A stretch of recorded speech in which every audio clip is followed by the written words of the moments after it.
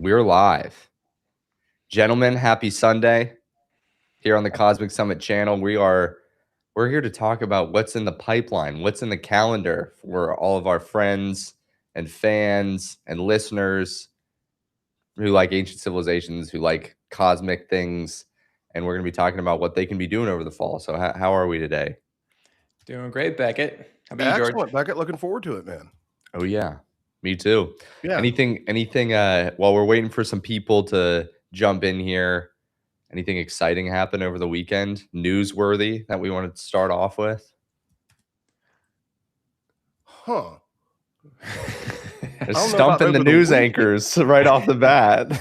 Huh. Now, there's always something. It's just like when somebody asks you to name a song or something. Just go Right. blank, you know? What do you think, Matt? Yeah, I mean, there's always something in the news with disclosure or ancient sites. It's keeping up with it is almost an impossibility. Timothy Alberino's episode on Joe Rogan just launched, and Timothy's a great researcher. He's brought a lot of attention to the Kandahar giant story out of Afghanistan, which is a fascinating story. He's well versed in the Enochian text, the Book of Enoch, and so I mean that was a really good point that happened on Friday. I think that one launched on Friday. Yeah. I listened to it. That's a good example of something that slipped my mind that I'd like to talk about. What's that, Beckett? He's got a wide range of research that he does, because I think I knew him originally. He was on Matt Bell's podcast, and we were looking at his YouTube channel after that launched, and he goes everywhere. I mean, he's a well-read man. That is very interesting to me because I listened to a pretty good portion of it in bed as usual. And I was a little bit, I didn't know he did other things. I thought he was the Kandahar giant guy. And that kind of left me wanting. It was like, hold on, you can't just be, I don't know. He didn't seem to have enough giant information to just be the Kandahar giant guy. It makes sense now. He's into a bunch of stuff, and he specializes and knows more about it than anybody else. I kept waiting for him to say, I saw it, right? He never saw it. And I'm like, well, he's just he's just like us. Yeah. He's doing a lot of traveling and stuff too. Is he? Okay, I'm going to look him up. Well, it was a compelling guy. There's wild tales, though. What do y'all think? Yeah. I don't know what to think. I think that it's the giant stuff seems to be getting more and more popular across the board right now. So I'm sure that will bear more and more evidence and concrete stuff coming to the surface. Like we had Jim Vieira on also and Greg Maestro last week, and they just released a book called Footprints of the Gods, and it's all about the data around it. It's not speculation. It's not opinion based. They said they've just compiled all these different stories and all these different sites, pictures to present, like, here's the proof that we have that giants existed as much as possible. So, yeah, I mean, look, whether the giant story, whether it's an actual real thing or not, you have to admit that there are disparate cultures around the world that have stories of giants for whatever reason. It's in the Bible. It's definitely in the Book of Enoch. One of the scriptures in the Book of Enoch is the Book of Giants. And you have these myths of, the Nephilim, that were the giants. They were the offspring of when the Anunnaki came down. So there's stories of this that persist. And then if you look at all the newspaper clippings from the late 1800s, early 1900s, there was a lot of newspaper clipping stories of people finding giants. Now, was this because they were trying to sensationalize something and they were being competitive journalists? I don't know, but it is an interesting data point there. And there's stories of people yanking out giant skeletons out of ancient Indian burial mounds here in the U.S. So, I mean, you have to ask the question, what's going on here? Yeah. This was one of those subjects, one of the very few that I got kind of a skeptard take on. Not that I'm a skeptic because there's so much evidence, but here's my take. And if somebody kind of taught me out of it, it'd make me more of a giant fan. And it occurred to me when Albertino, is that what it is? Alberino. When he was saying it, or talking about related things. They're always on Earth, right? And somebody dug up this skeleton, dug up that skeleton, and that's all cool, right? Well, we're excavating more right now, every day in the United States than at any time in human history is new ground being turned over. And all it would take is one guy getting off a bulldozer and saying, "Hey, look, I found a giant femur here." And it just, That's the problem, right? yeah, where A lot they of all go? stories, Do we you would collect figure the very last somebody. skeleton? Yeah. And And the that goes other, internationally too. yeah. The And the whole other point world is is like, digging more the than argument is ever that done. the Smithsonian has confiscated a lot of this stuff. Yeah, and I bet So are we some saying do. that nobody has blown the whistle on that in the last 100 years? So that's where things start to go a little bit wobbly for me as well. They're all really fun stories. There's a lot of smoke, but I haven't seen the fire yet. Yeah. I've never But seen a in this giant. case, I'm saying I think the fire would easily show itself. Yeah.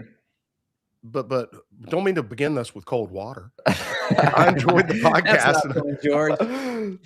And if I may ramble just a little bit more, then you get us back on track. But I had Francis Thackeray in the on the Cosmic Tusk podcast on the Titan Network earlier this week, and it hadn't come out yet, but he is a paleoanthropologist from South Africa that has confirmed the YD in unbelievable fashion, the Younger Dryas impact. It is the best independent confirmation that's happened over the last 20 years. You know, now, of course, that stuff doesn't get reported properly, but everybody in this community should know it. So here's the deal. I look up Francis Thackeray. He's an eminent guy. And I found YouTube about a 10-year-old video of him bringing out a femur, a human femur that was undated but pre-radiocarbon.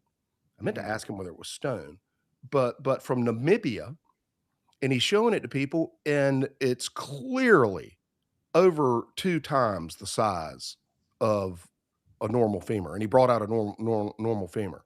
And this is a this is a paleoanthropologist. He actually had one of those bones, and he said it would have been 3.5 meters, 12 foot tall.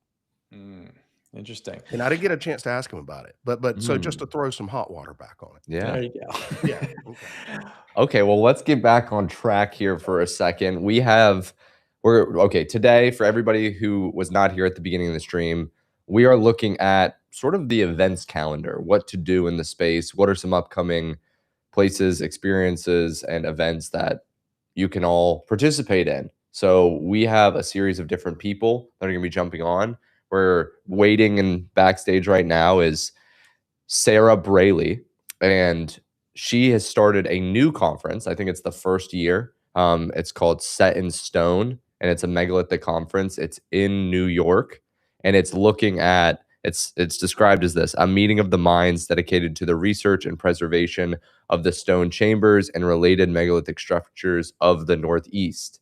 So specifically, the Northeast United States, looking at the megaliths, looking at the stone structures there. She's going to be our first one. We'll let her in just a moment. And then after that, we're going to have our friend Bob Grenier come on the show. He's presenting at Tesla Tech, and that's August 12th through 16th. And to mention, the Set in Stone conference is August 8th.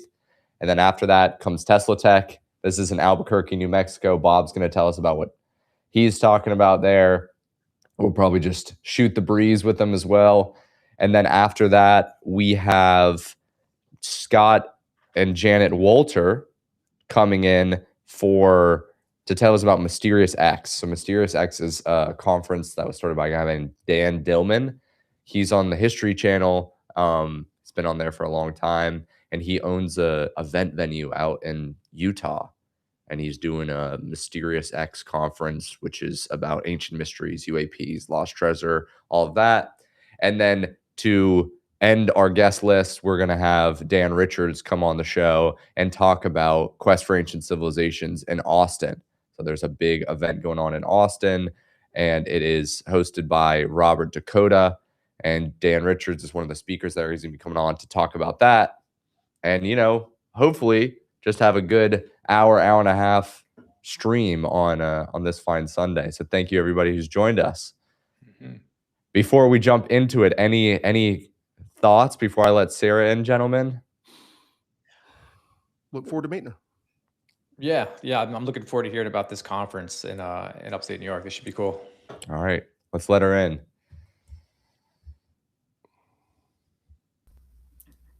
Hey, Sarah. Hi, guys. How are you doing? So far, so good. Let me see. I'm gonna put you in my ears. I am hearing an echo back. Here we go. Now I can hear you better. Can you hear us? Is that good? Yes, I can. Yeah, I thought my headphones were attached, but they weren't. All good. Perfect. Yeah, we had an echo, but it's fixed now. Well, you Great. are on the Cosmic Summit channel live. It's good to meet you. It's the first time we're meeting. Yeah. This is George Howard and Matt Barone. I'm Beckett, and we're here to talk to you about your conference. Awesome. So happy to talk about it. what inspired this? What was the there's not very many conferences looking at megaliths in the United States. You know, a lot of the time this is an international conversation. People are talking about the popular sites. Why did you decide to start Set in Stone?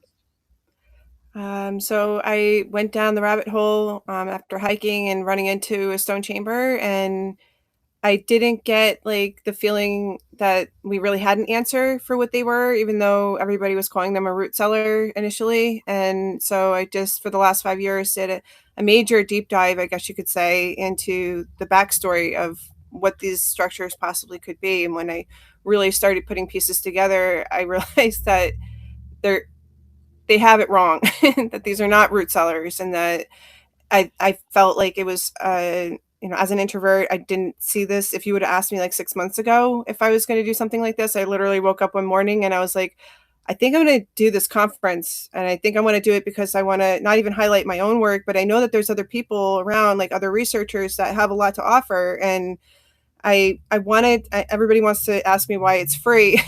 It's because I believe in free education, and I became a historian in the process of this. So it even highlighted even more for me why I wanted to do what I'm doing right now. So I'm really lucky that, I don't want to take credit for the idea really necessarily. I want to give everybody the shine, because the community came together for me in a way that I never thought was going to happen. And at 40, I was really like, my fault. Like I've said this in other interviews, I put myself in a bubble because I was, sensitive about the world. But I'm really happy that I opened up, and I found this group of people that are absolutely amazing. And I really, like I said, I couldn't ask for more. And I'm so happy that the community is so excited about this, because that makes me pumped, and I know that it just feels like not a party, but it's going to be, professionally put together, but it's at a public park. So I like families to come together. I have like a set for the corner for the kiddies, and it's just going to be a great time. I hope we have a family party. That sounds terrific. Yeah, and the kids are interested too, so it's even better. I've had people from work, even like their kids are like going down the stuff that we're doing, and the parents don't want anything to do with it, so they're going to bring their kids, so they they get to have this influence at such a young age. And I would have liked that stuff, I have to bring it back to me, but I'm really proud of what's going on right now. Congratulations. Thanks. I got a question for you. Sure. Where were these underground chambers that kind of inspired you that you first saw? So they're not underground necessarily. Some of them are actually literally built into a mountain. So, and then from there, in my research, we're talking about levels.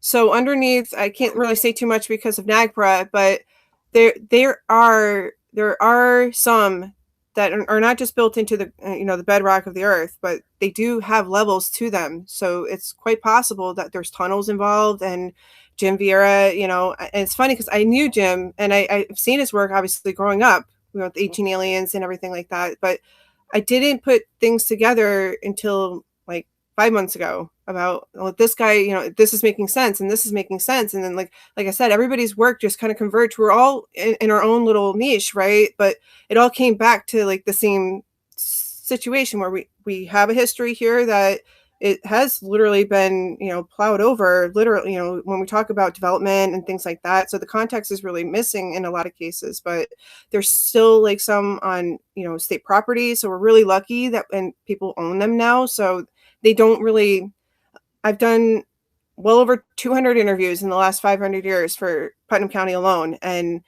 95% of the people that have them on their property they're disinterested and they just don't care. You know what I mean? Like, that's not helping. It's like they've never even, explored their own backyard really. And so it's interesting. They really are, they need to be highlighted and they need to be studied by professionals. I'm not a professional. I'm a historian. I'm a local explorer and researcher, but I'll be the first one to tell you I'm not an archaeologist. I favor archaeology, and I like to say like I have like qualities of an archaeologist, but I don't have that title behind my name. So for the last 5 years, I've been asking professionals to come and look at these sites, and most of the time it's like I said before, disinterest. They just don't want to be bothered with it. Like the timeline's already written for them, and I just beg to differ. Yeah, we see that a lot across the board. We have a Yeah. saying here. I think George came up with this. We call ourselves pajama scientists. Because we're sitting in bed, looking, doing our own research. So well, I'm out in the field 24/7. I work overnights, and when I do have off, I have said this before, they called me, like these chambers. I know it sounds weird, but I would leave my house like in the middle of the night, like 3 o'clock in the morning, and like go to a chamber and like be near one and like soak up the energy, and like I've slept in them. I know this sounds odd, but I've like slept in my car next to them. I just really hooked myself to this why, and I'm proud because I feel like I've come a long way with the research, and I've come to the understanding that, we talk about history through a European lens most of the time. And it's unfortunate because we have this group of people who live right on the same land, and we're still segregated. And I feel like it's so sad because we want to know why we don't have generational healing here, and there is still trauma. So part of this kind of led into like a bigger mission, I guess, for me, because I connected with a lot of tribal communities, and they're my family now. And I want everybody to, I want the best for humanity at the end of the day. And I really feel like I know it sounds silly, this little piece of the puzzle might help in some way. And I just feel like they need to be looked at a little bit more than what they have been. That's awesome story, Sarah. That's great. Yeah, thanks. Yeah, it's nice and organic. It just came up from people's just curiosity. You're just a curious human. Yes, I am. Probably by fault. I'm guilty. And it wasn't your curiosity just wasn't getting satisfied, and eventually you just want to get in a room with some other people who might have dug in as deep as you have, or tell other people what you've learned. I didn't really I didn't see this happening, and it's not because I wanted to be arrogant and not look at anybody else's work. I'm just a very like quiet person, I guess, to myself, and people started coming out to me. And Tammy, I have to give her a lot of credit because she helped me come out of this state of mind. So she's very a good friend of the Cosmic fortunate. Summit. Yeah, she's amazing. Shout out to Tammy. I think she's starting a podcast, right? She should. Now I'm pushing her. Yeah. It's the other way around. I didn't know that. Go Tammy. Yeah. Tammy's the one who hooked this up too. So shout out to Tammy. Let's talk about who's speaking there, Sarah. Who are the people that you have? How you mentioned that it's gonna be outside, it's gonna be family environment. How are you seeing the day? So the speakers are gonna be in this historic barn. The barn doors are going to be open, so it's going to be nice and airy, and we have 3 pavilions that we can use throughout the day. And so what happens is a speaker goes up. The first one will be a man named Evan Pritchard. Next up is we have Renee Fleury, and then Carol Haney. I know these are some names that you guys might not be familiar with. And then Glenn Kreisberg is going. Then we have Jim Vieira. We had a fellow from Rhode Island, but I haven't heard from him. So I'm kind of, at this point, I'm going to void that spot. And then we have another gentleman named Rod Castaldo. And then I'll do the finishing my presentation, and then I'll do my closing remarks and stuff. But throughout the day, what is going to happen is after a speaker is done, they go into this pavilion called the hot seat. And I called it the hot seat because it's going to be August, and it is probably going to be hot if it is a nice day outside. But it'll be an opportunity for people that want to have another like more intimate Q&A and maybe get their photos taken with people and things like that. And then other people have tables set up for just to display their research. So that's how I see the day going. Awesome. And then a little kiddie corner, I'll have a tent that looks like a chamber, and then they'll have a little scavenger hunt inside there. And then my daughter and my stepdaughter will do like red light, green light with that, it's like keep them occupied. It's in the upper park. So there's a lower park that has an area with the beach and like a, playground. And so if they don't want to stay, it's come and go as you please. Like it's free. all I ask is for people to go on Eventbrite and do a registration, so I have an idea of like how many people are going to show up. Yeah. And it should be a good day. Yeah, good for you. I mean, doing an Thanks. event in general is very tough. It's a larger lift than it looks from the outside. But okay, if anybody wants to reserve a ticket, we have it linked in the chat here. You can go over to Eventbrite and you can probably just search Set in Stone and reserve your spot, or you can click the link in the bio of this video. So Is any of it going to be online, Sarah? I am urging people to be polite. I don't mind that they want to do like their own live stream for their own Facebook and stuff like that. I will be trying to see if I can set up a camera. I just started getting involved with the Institute for Natural Philosophy as a future board member. And so in that, I was able to create a Stone Chambers research group. And I would like to say that we could get a nice video so that we can make a movie of sorts later on down the road. You gotta live stream it, as if you want exposure here. Get as much of it online hit and miss, as you can. yeah. I'm planning on doing some live stream, yeah. Well, awesome, Sarah. Thank you so much. Thanks for coming on the show. Everybody, hopefully the event is a major success, and we look forward to seeing pictures, seeing photos from it, seeing videos. Nice meeting you guys. I appreciate it. Sarah. Godspeed. Thank you. Likewise. Thank you. Thank you, George and Matt. I appreciate it. All right. Thanks for joining us. Have a good one. Bye. You as well. Okay. Well, yeah, like you said, George, organic, it's cool to see stuff like this be birthed out of curiosity. See, I would have said, you could see Sarah was just a grifter. Pseudo archaeological grifter. Right. That's what they're going to coin it as. Money grubbing Sarah. Yeah. Yeah. The free conference. With the free conference, working her ass off on, man. It's, just a curious human. Curious human. Yeah. That hit close to home, huh, George? Yeah. Well, I did. I mean, just tell her not to lose her mind like I did. She's got a pretty good model there, actually. Yeah. Free, bag your lunch. See you next year at the end of the day. I was curious about where those chambers were, or that site is. I mean, I know she's probably keeping that a little bit secret, but that's tantalizing where those sites could be. Yeah. Yeah, I don't know pretty much anything about that. That's a whole new rabbit hole. I'm assuming it's somewhere in upstate New York or somewhere in the Northeast where she's located.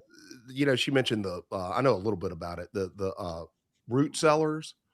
Right. Well, just, the former colonial New England is just absolutely littered with old rock structures and walls and, just naturally, just from the settlers.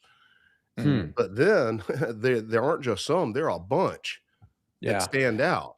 And locally they'll be known, some historian or maybe an academic of some type came out there and said, oh, it's another one of those root cellars.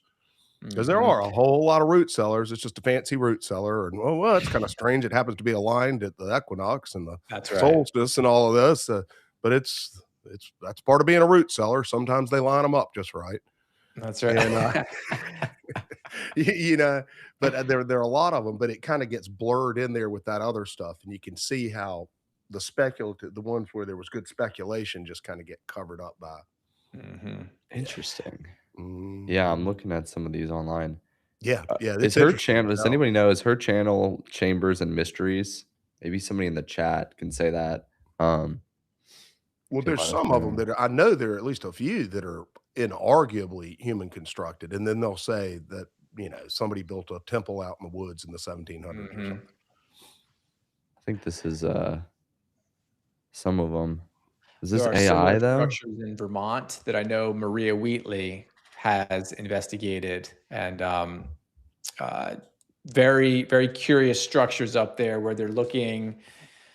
She describes it almost as like you're traveling through like some sort of portal where there's water involved, and then there's almost always some sort of slab of rock at the end of it, almost like where you would lay down on it.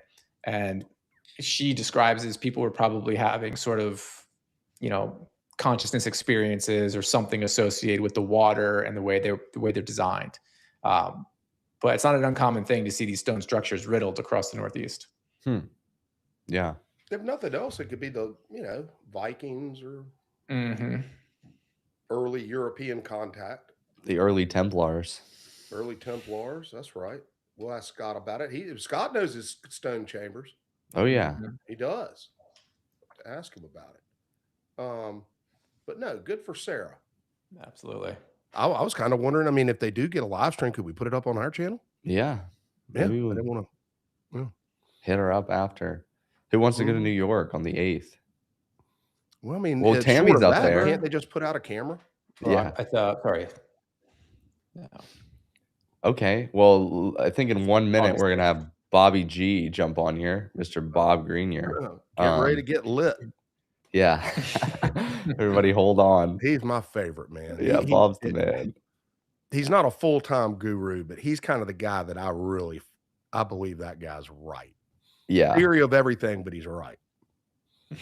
Well, he's looking at physical things, Yeah. I like that about Bob a lot. He's always focused on the research. It's not really theoretical, at least in how he's presenting. Yeah, he doesn't talk about anything that he hadn't touched, built, tested, played with, or looked at. He's got a wide range of that too. Mm-hmm. He's one smart dude, Bob Grenier. I mean, he is real smart. Mm-hmm. In a generalist sort of way too. But then his rabbit holes are so deep. But he doesn't seem rabbit holey. Bob Greenier is a rabbit hole in and of himself. Yeah, he's kind of he's the rabbit. Yeah. Yeah. This is what he's talking about at Tesla Tech. The power and the signature of the monopole clutch. Darroch's 1931 monopole, fractal electrodynamic structures, and the metastable topological monopoles emerging from a decade of experimental work. Okay, Barone, you got this one. Awesome. Yeah, he's one of those guys. I got it. You just, you kind of intuitively believe in. Yeah. Yeah. But if you smart people believe Bob, that's why I believe Bob. Yeah, that's a good one. Smarter people than me have looked at exactly. That's a real good reason. Real smart people listen to Bob to validate their ideas. So yeah, and of course we spent a lot of time with Bob, right, Beckett? A lot of time. Yeah, went around the world with him. Yes, we went to India. Or I don't know if that was our Malcolm Bendall world tour period. We went to India, Switzerland, some time in Raleigh too. No, wait, he wasn't in Raleigh. I wish we'd had this channel then. Maybe we should go dig up some video and repurpose it for fun. I know people aren't all into Bendall, but man, there were just so many crazy things that happened on that trip. I mean, the scavenger hunt that we went on for parts to build the thing, and go ahead, Beckett, you led it and did about 10 times more than I did of running around that godforsaken hellscape of a city looking for individual parts that that existed in large markets. Right? It was oh, here he is. Here's Bob. Okay, let's let Bob. This is a perfect segue into it. But I kind of want to talk about it. Like I want to know what you were looking for. We'll let Bob in. And okay. Here's a part of the story because, hey, Bob, can you hear us? Heck. Let's see what's going on here. No. We can hear you. No audio. Why no audio? But you're majorly zoomed in. My laptop is in for repairs at the moment, so.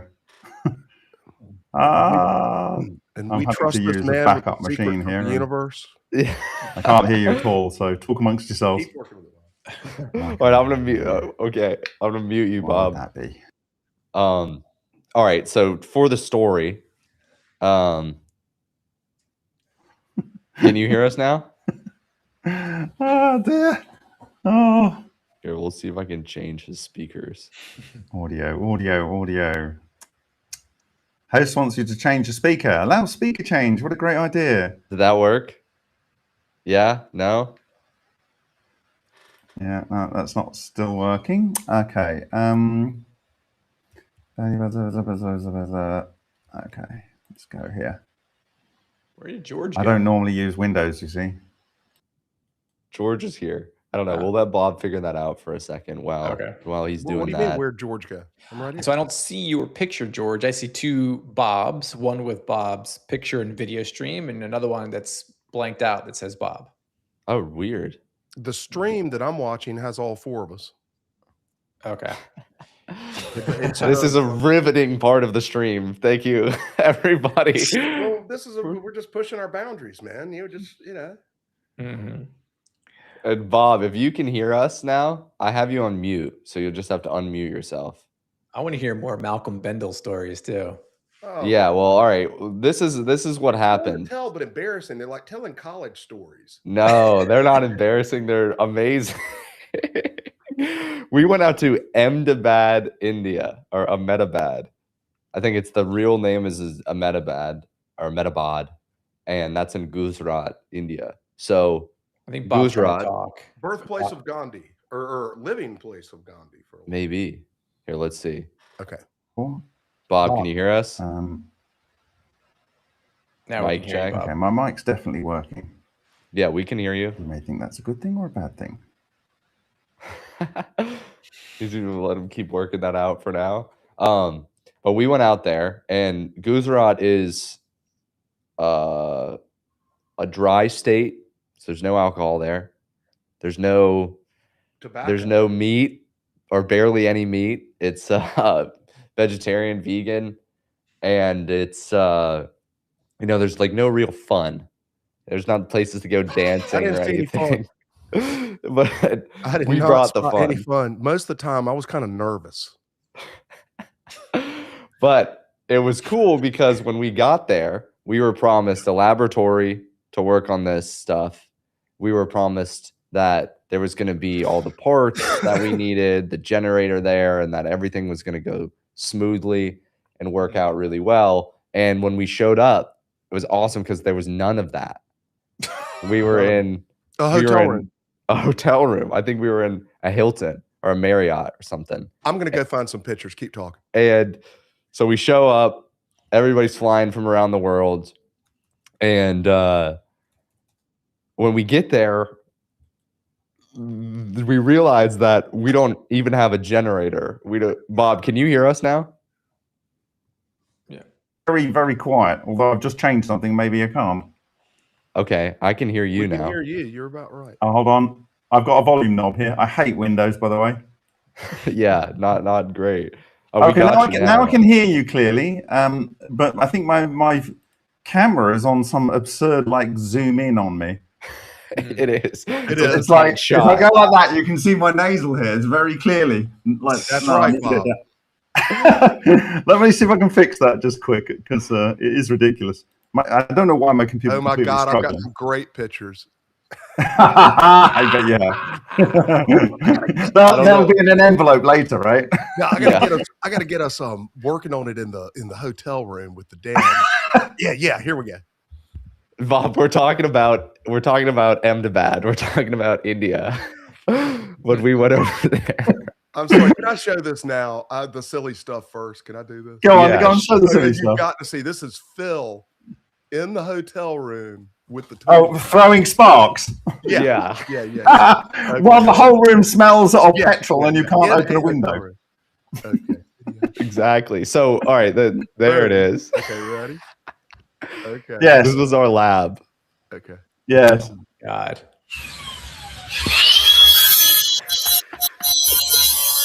What could possibly go wrong? What could possibly go wrong? Why was the hotel upset? I still don't understand. Oh my God. Actually, they never got upset. I think we slipped them. It's probably because this sort of thing goes on all the time in Indian hotels. Yeah, it was kind of an Indian type thing. I mean, look at it. Okay. Oh, so legendary. Is this an attempt to build with like the thunderstorm generator? Is that what that was? That is us retrofitting. It's a brand new engine that cost about generator that cost about £1,300. That when Phil had spent 2 days retrofitting it, Malcolm comes in and says, "No, we'll have a different one." Look at the stuff. If someone had looked in that door, they should have arrested us. I mean, that's not a picture of anyone doing anything legal. Although we were, but I mean, look, it looks like it's worse than a meth lab. That was in my suitcase. Oh, That's what I brought. I flew from London with all that shit in my suitcase. And they pulled me over. Or when I got in, they took it apart and they scanned the bag. And the guy was like, "What is this?" Well, I remember I flew to London with the sphere within a sphere within a sphere, 3D modeled in plastic, to deliver to the hey, all this stuff's legit, to deliver to the law firm for the patent, and it was like a fancy law firm. I took that thing, and then I went to Switzerland with the actual thunderstorm generator. And I mean, the whole time it was dum dum dum dum dum dum dum dum dum dum. You know, like with the secret part. And, you have to give it to Malcolm. He's very good at spinning a yarn. Okay, is he legit or not, Bob? I hadn't checked in. I hadn't pinned you down on that. I have been judiciously getting on with my job. He very regularly sends me comments, but I don't respond to them because I haven't got time. He's got a giant one in Australia now, right? I've seen. Yeah, so he's got like various people assisting, and they are making stuff and they're distributing stuff. We have one in the Czech Republic, and when it is finally assembled, there's a working group with some of the Nordic countries, and I will have a look at some of the insides of these things after short runs. But you know, it's you know, sometimes things take a bit of time. You know, what can you say? What do you find in them when you look inside them? I know some of that. I'm asking for the audience. What do I find? Well, unfortunately, exactly what I expected to find. If I didn't, I wouldn't have had to have carried on with it as long as I did. So yeah, what did you expect to find? Yeah, hold on, help me with that. Firstly, I expected to find these patterns if it was doing the thing that I thought it might be. So in Matsumoto's work from 1990s, he observed, which we've observed in experiments, is very specific regular array patterns.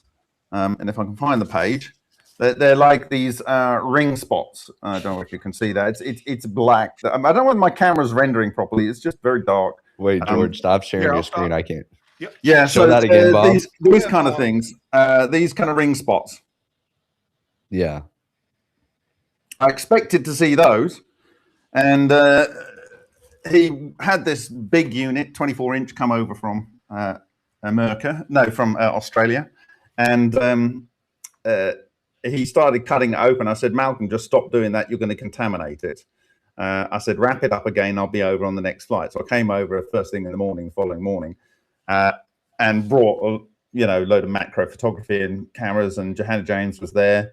I threw a few cameras at her, and I started looking. And immediately they were there.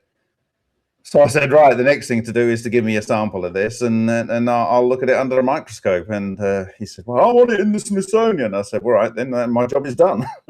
And then the following day, he sent over Kayan with a chunk of it, and we put it under the microscope. And exactly what I also said would be there if those structures were there, was an iron-rich granulated spheres in the center. And yeah, it's very interesting. Because I don't know if we get into it, but I'm going to be sharing it for the first time at Tesla Tech. This tool that I've built using all of the research and physics, mainstream physics, and it shows precisely that it aggregates iron and oxygen in the cores. And I'm not faking that. It's just you give it those species, it uses the maths, the Lorentz forces, and the advection and stuff, and there you go. You get a sphere which is hollow, and it has iron and oxygen preferentially going in there, and that's it.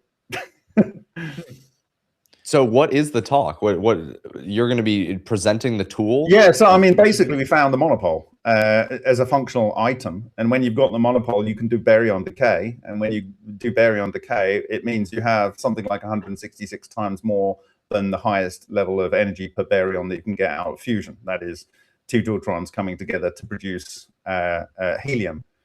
This is way, way, way beyond that, and I think this is what was being talked about as what Lockheed Martin were investigating as a method of producing energy way, way beyond fusion. And it's just incredibly beautiful. This tool, like for people who are like top tier subscribers to my blog, they will get a key cut before Tesla Tech, and they will also get their name on the tool when it goes into general release. But it's amazing. It explains strange radiation tracks. It explains these weird interactions between these structures. It explains, I'm about to talk about this on my blog. I've just published the physics on which it's based on my blog at remoteview.icu. But essentially, it explains, I've got a wind tunnel in there. You can see the self-acceleration. You can see why you need to feed it matter in order for it to work outside of an environment that has readily available matter. You can see why the early attempts to produce anti-gravity craft failed. And you can see what works. And it just comes out of the maths and you see it in real time. It's just freaking amazing. It makes me laugh every time I turn it on. So it's what I call catastrophic disclosure. Because it's... Sorry, I didn't mean to interrupt you, Rob. Go ahead. This is catastrophic disclosure. It's anyone can see for themselves how this works and how it would deliver energy technologies and propulsion technologies. But also, the first time I turned on an early version of it, I just laughed. I just turned to my kids and I said, "What do you think?" And they both said together, "Owl," because it produced this absolute perfect phenotype of an owl, if that's the right word, I don't know. But and you just tweak a few parameters and it literally creates an exact duck, an exact bear. Like it creates all of the forms that animals can be, and then it creates all the forms that you see in the cosmos in terms of galaxy structures and so on. And so I've actually got in there all of the standard interstellar species in there, and then you can see where they go into the structure, and depending on whether it's left, or left, right, or left, right, left, or alternating, you can see what is stable, what is not stable, what is optimal, what will give you the fastest acceleration, what you need to create matter decay. Everything is in there, and it's all got the physics. It's all based on the physics, and people are going to be able to see the underlying physical code. Well, what does it look like, Bob? What is it?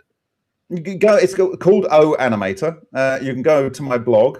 I've shared some images and some videos from tests. I was about to say, could you show us a video? And I'm sorry, I'm behind. I don't have any ability to show it on here. Like my laptop with everything on is in repair, and I'm using a. Yeah, that's. But you can go right now. Oh yeah. Back to my blog, and then on there you can see O-Animator. You'll see the very first image I produced out of it. That my kids immediately said, "Oh, that's an owl," both together in zinc, and I'd already agreed that it was. Yeah, and of course, the owl is the symbol of Delphi, and it's the symbol of knowledge and wisdom. And of course, it's representing exactly this structure. But if you turn that structure, then you can see the jet that would come out of a galaxy, and you can see that when you rotate it, it's extremely different. Yeah. So if you go through the blog, this in a vacuum, this blog, you need to go to a previous blog. Go to the headline, go to the remote view at the top. Okay, down on the left, not it's a big club and you ain't in it, but you could click on that one. That's one I did a couple of days ago. It's a couple of days down. Oh, animator there. This one, number 9, update number 9. Yeah. There's 9 updates in there. So yeah, that's the very first image that came out of it.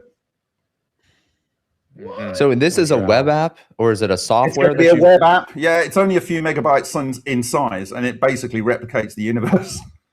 it's hilarious. Okay. Hold on, Greener. Okay. Well, and go down. This is a Here is I I didn't code this. I didn't draw this. The maths believe produced a hollow sphere in the core, which has a hole only in one side. That's what the maths. This looks like something I've seen on your live stream before, Bob. Yeah, except this is coming out of maths.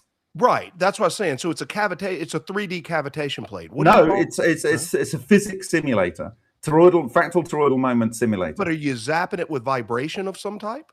No, you just give it species and of protons, electrons, and so on, and it's just based on advection and hydrodynamics, magnetohydrodynamics, leading to the fractal toroidal moment, which leads to the topological monopole. And so here's a toroidal moment underway. Yeah, this is real time simulation. That's badass, of the fractal toroidal moment. I understand that part of your deal. Yeah, so go down. That's a 4-order structure with all one chirality. This is all one chirality in a 6-order structure. Wow. Is it the same chirality? This is a 3-order structure. Now, I never fully understood why I got these truncated triangles in our samples with these rings in the middle. And it explains all of the impact marks you get from plasmoids. And it's based on Winston Bostic's work. It's based on all of the key people I'm talking about. Here, like, you've got basically the central cluster, and then you've got 4 galaxial clusters around the outside. But there, you can see it's a 4-3-3 structure. Well, I tell you, those geeks at Tesla Tech will eat that up. Oh my God, this is going to freaking anyone that touches this is going to totally blow their mind. And for me, help me understand. I'm sorry. Can you operate it online? You go to your website. Yes, it's going to be a web browser. It basically instantly loads in your browser, and the faster GPU you have. But you can comfortably use an M1 Apple M1. But is it available now? I'm sorry. So you can buy those for about $450 right now and run this secondhand. Right. But if you've got an M4 Max or an M5 Max, it's just absurd. It's just amazing. Is it? Here, you're going to launch this at Tesla Tech. This is exactly. I'm going to do the first live demonstration. Okay, I was just understanding. I got you. Yeah. So this is the same as you see in that first 2017 propulsion video. It's the same shape as that. I mean, I haven't compared it, but from memory. Can you do the 4-orb simulation, the MH370? Do you think I haven't thought about that? Well, that's why I'm asking you, Bob. I'm just saying, do you think I haven't thought about that? That looks like a Valentine, the Shroud of Turin, and a mating symbol. Yeah. Something for fertility. What do you think, Matt? You got any questions here? I mean, I've got a million questions. So first of all, let me get this straight. This is a simulator that you've created. A simulator, totally physics-based.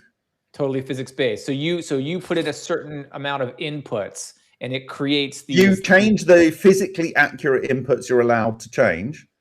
Okay. And it creates basically the cosmos and the microcosmos. Play that video. Go full screen on that video. And you can just watch it evolve. And I'm just changing one parameter. And this is recorded real time off my screen. Yeah, 2 is good to play. So it's a basic structure there. You've got the golden ratio. You need, go on, yeah. So I'm building out for the core, but what it's doing is building the core intensity. And what are you prompting this with?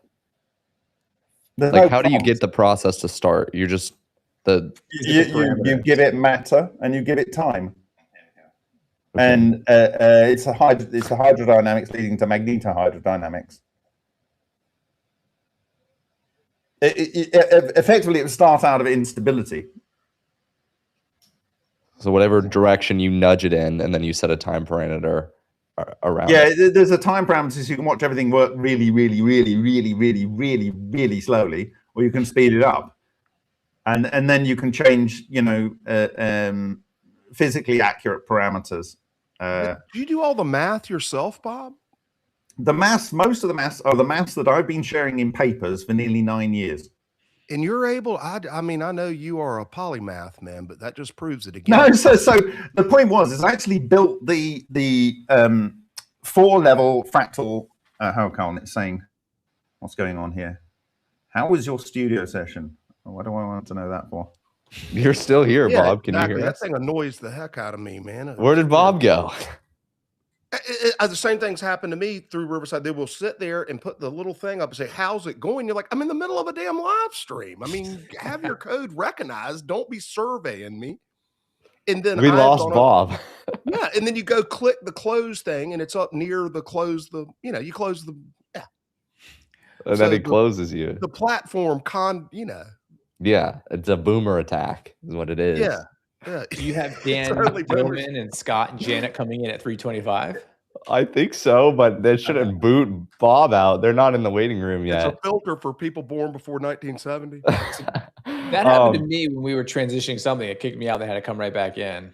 Yeah, that's just very strange. That was fascinating. How about that thing he's got?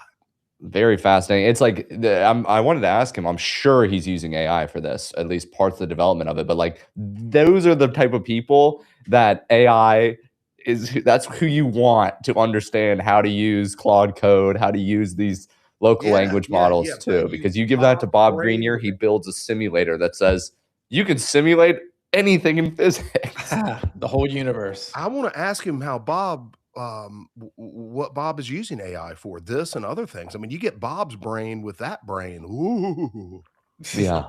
So that's cool. Okay, here Bob he is. waiting. Bob's back. Let him in. Bob. Ooh, Bob has Riverside open in other tabs. Okay, is that okay? Can you hear us? Yeah, I can hear you fine. Yeah. You have a Riverside link open in another tab. Oh yeah, I can see now. If you close that was me struggling to get the audio working, I guess, earlier. Okay, right. I'm back in the room. Oh, good. Fascinating. We're back in business. So Bob, just personal question around this. How are you building this? I'm guessing you're working with some type of. Okay, so about whenever the M1 Ultra came out, I scraped together every penny I could and got a 64 gig one. And I tried out local AI, and it was absolutely rubbish, right? So I thought I'll park that. I'm not going to waste my time until they've got the programming sorted out. And being in 3D animation and so on, and software programming and games design and everything for so long before my current ventures, I knew it would catch up with where it should be sooner or later, and then I'll start wasting my time then. Earlier this, I thought I'd crack out the M1 Ultra. It'd been basically sitting idle for 3 or 4 years, or however long it is since they came out. And I put Quen 27 A3B on there, and a 35 one as well on there. And I started programming a tool where I am because I got a sample of dust from 9/11. And I wanted to be able to, it gave me the momentum or a reason to build a tool for looking at scanning electron microscopy.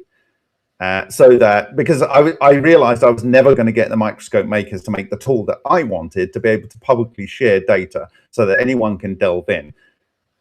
So ultimately, I made this tool. It's completely unique in the market. Mostly it was built on local LLMs. And then finally, I was getting to the point where it was too big, and I took a Claude subscription just to do the spit and polish at the end, and that was that.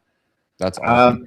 And you have so much data from over the years too. Yeah, so I knew what I wanted. In fact, everything that's in there was only what I put in there in order to get it to the point where there's no more feature I would want. Like me, there's no more feature I would want. There's no bugs in the system that I can find. And it's all publicly available. So that's Patricia-2001. So I realized, okay, now I can really start making software, because throughout my career, I've designed software and I didn't want to do all the programming because the programming language changes. So I'd just be wasting my time learning a programming language. But I was happy to school or design a piece of software like Andrew Spagin's 3D Code. He had this, I wanted a retopology engine for a business I wanted to set up when I moved to India. back in early 2000s, and so I designed this retopology tool, and it's the third listed item. It's like it was the best. It is the best in the industry, retopology tool, on his software 3D Code. I've designed a lot of software and bug tested it over the years, like the early versions of Octane Render. I was one of the principal bug testers on that, and since Lightweight 3D was taken out of the video toaster back in the 90s, I was the first trainer in the UK for that software, and I also I consistently helped that software move forward. And so this was the second tool I built, and George may be interested in what I found with it. Is called a standing wave generator. Standing wave generator is a tool where I put in all of the standard instruments you'd want to know about that are classically standing wave driven. So I've got a tuning fork. Of course, that's the most obvious. So I've got all the various tuning forks in there. I've got standard geometry as well, but I've also got things like singing bowls and glasses, all of the standard singing bowls with the classic materials. What do you mean that they're are used in for there, them. Bob? Sorry, what? In there? When you say it's in there. Sorry. I'm sorry, you say you've got standing, you've got Tuning Yeah, fork. so it does things like Chladni plates. So you can take a plate of a particular material, you can choose the material, you can make its XY dimension in its thickness, and you can throw sand on there, and at various frequencies, you can see the patterns it makes. Right. And you can actually sing to it and change it in real time using the web tool. So it's really fun for people to learn. It's got things like Helmholtz resonators, all of the standard Helmholtz resonators. It's got a built-in finite element model, so you can actually see the standing waves in there. You can measure the standing wave intensity in there. You can actually import your own models and do finite element method analysis on there. And then you can actually export the standing wave sound fields to STL to print it in 3D. You can even design your own singing bowls, work out what the resonant frequency is, and then export it into a wax print and investment cast it. And this is all free for people to use. So, Bob, a quick question for you. I mean, how applicable is this to like archaeoacoustics? You know, people. This is the question I would like you to have asked, and the reason is because I knew why I was building this all, but I put a pyramid in there as an early primitive, and I'll just put a pin in that. I'll get the whole system working, and then I'll give myself a little tweet at the end. and I had Yin Gazda around, the former partner, John Hutchison, and I said, right, I'm just doing the calculations now, Yin. You can see the result. And it just came up on screen, and I go, I'm going to swear now, and I rarely do that. I said, you're fucking kidding me. And that was the internal dialogue in my head. I wasn't doing that in front of Yin. She's very nice. And so on the screen, it was 7.85 kilohertz. And then I immediately clocked that I'd modeled it in millimeters, right? So I said, Yin, forget the units here. I said, does that number mean anything to you? And she goes, no. I said, I'll tell you why. And I just typed in Schumann resonance. Okay. So when I built it, of course, it scales. It was 1,000 times smaller, and it was 1,000 times different in the frequency. So I immediately knew when I saw it, like in a millisecond, that it was exactly the Schumann frequency. And the longest term study of Schumann frequencies was between 2012 and 2019 in the UK for the British Geological Survey. And they found that in the UK, in the winter, it was over 8, and in the summer, it was under 7.9. And this was 7.889. But of course, it's obviously drier and hotter in Egypt the whole time. So it varies throughout the year. So this was bang on the money. I couldn't even believe it. I did like loads of different FEM resolutions because it swung around the mean, but the mean was 7.89.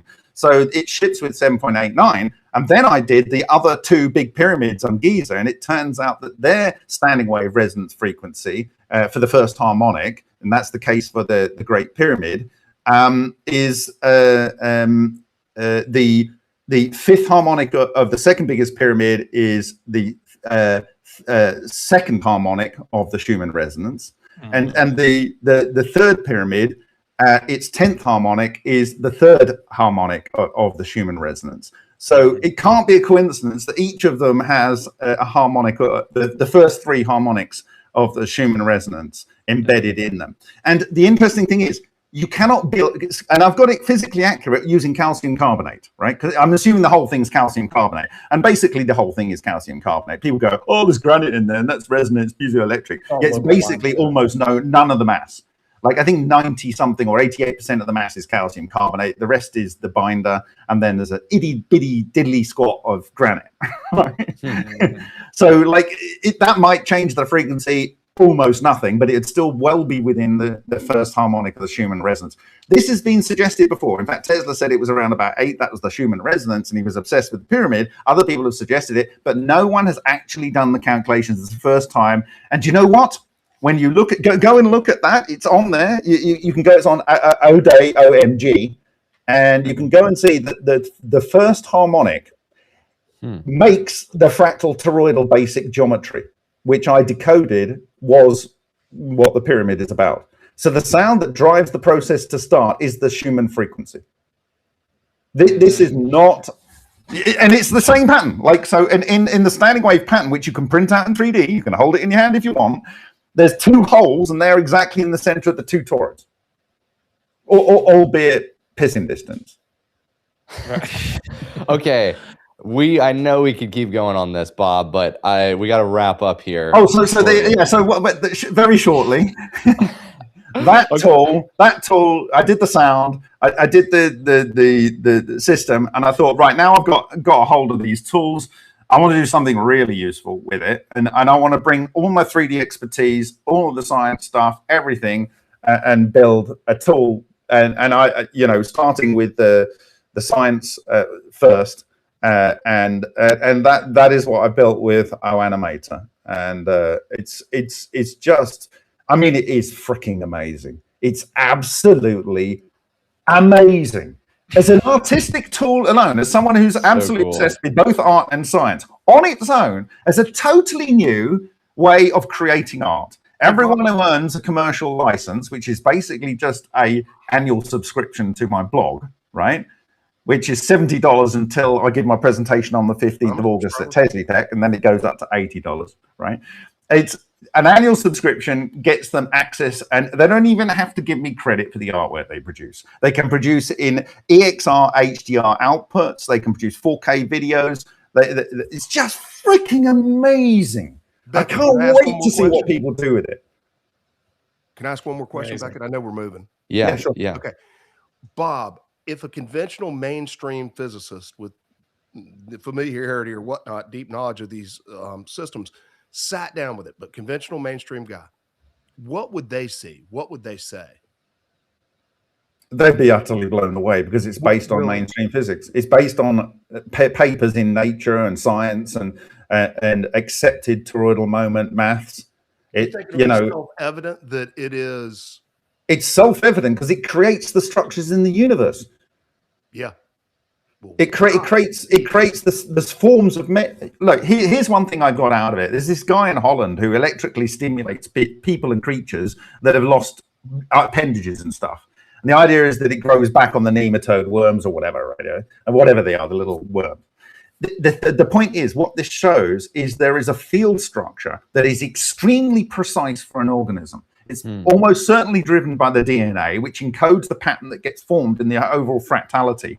And your boundaries on your body are exactly the boundaries. And if you are, this implies that if you rescar or recut something, and then you stimulate it in a particular way, it is absolutely certain, in my view now, that the human will grow back limbs. 100% certainly. Now, if someone else doesn't do it first, then I'll have to fucking do that too, right? But wow, Bob. I mean, I love the freaking excitement. This is really cool. So you're on the 15th, right? I think. Yeah. It's like the closing presentation on that day. Yeah. Right. Yep. Saturday, August 15th. I'll see you there. I'll be there. Matt might be there too. Cool. I didn't know that says August 15th. If anybody wants to get tickets, you can go to teslatech2026.com. You kind of got to do it. For me, either it's all nonsense and all of the math has been wrong all this time, or it's going to be a freaking event. Let's go.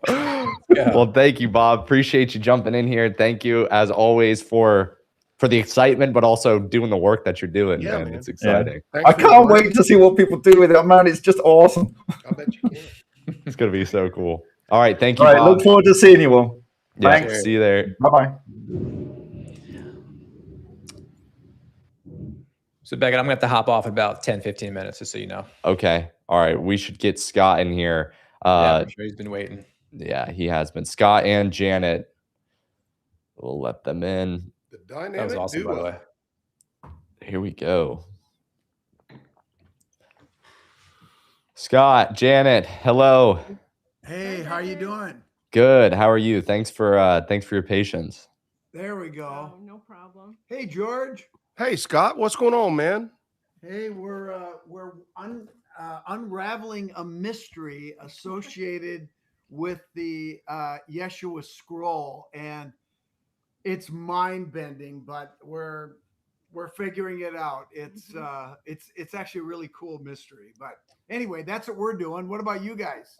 We're talking to you about what you're doing. Yeah, man.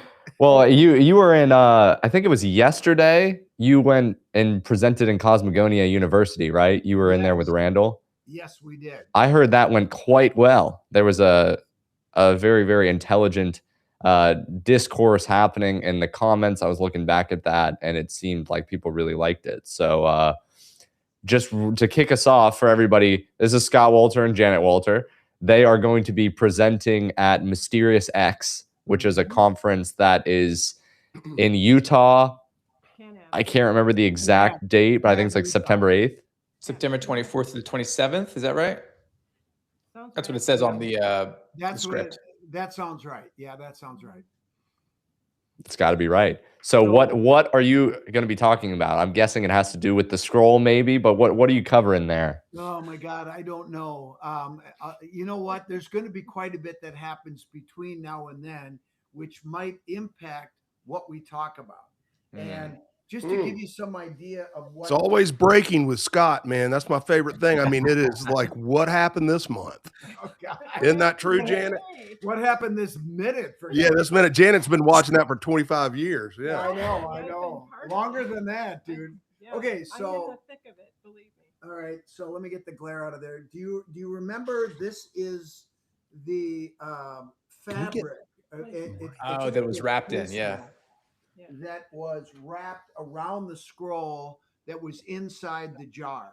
And so what we've been doing is, so George, you were the first person that I talked to in any detail about the scroll. And if Really? you recall, I remember that day. somebody called us in the middle of that interview. It was you. Remember that? Yeah, and I patched him in. He was my friend, and he was a fan of yours, and his mind was blown. I was like, "Hey, Will, this is Scott Walter," and then you blew him away with some of the most esoteric, secret information in the history of man. Well, I don't know about that. I mean, he said, "Man, I've never called a buddy at 11 a.m., been patched into a phone call, and heard anything like that in my life."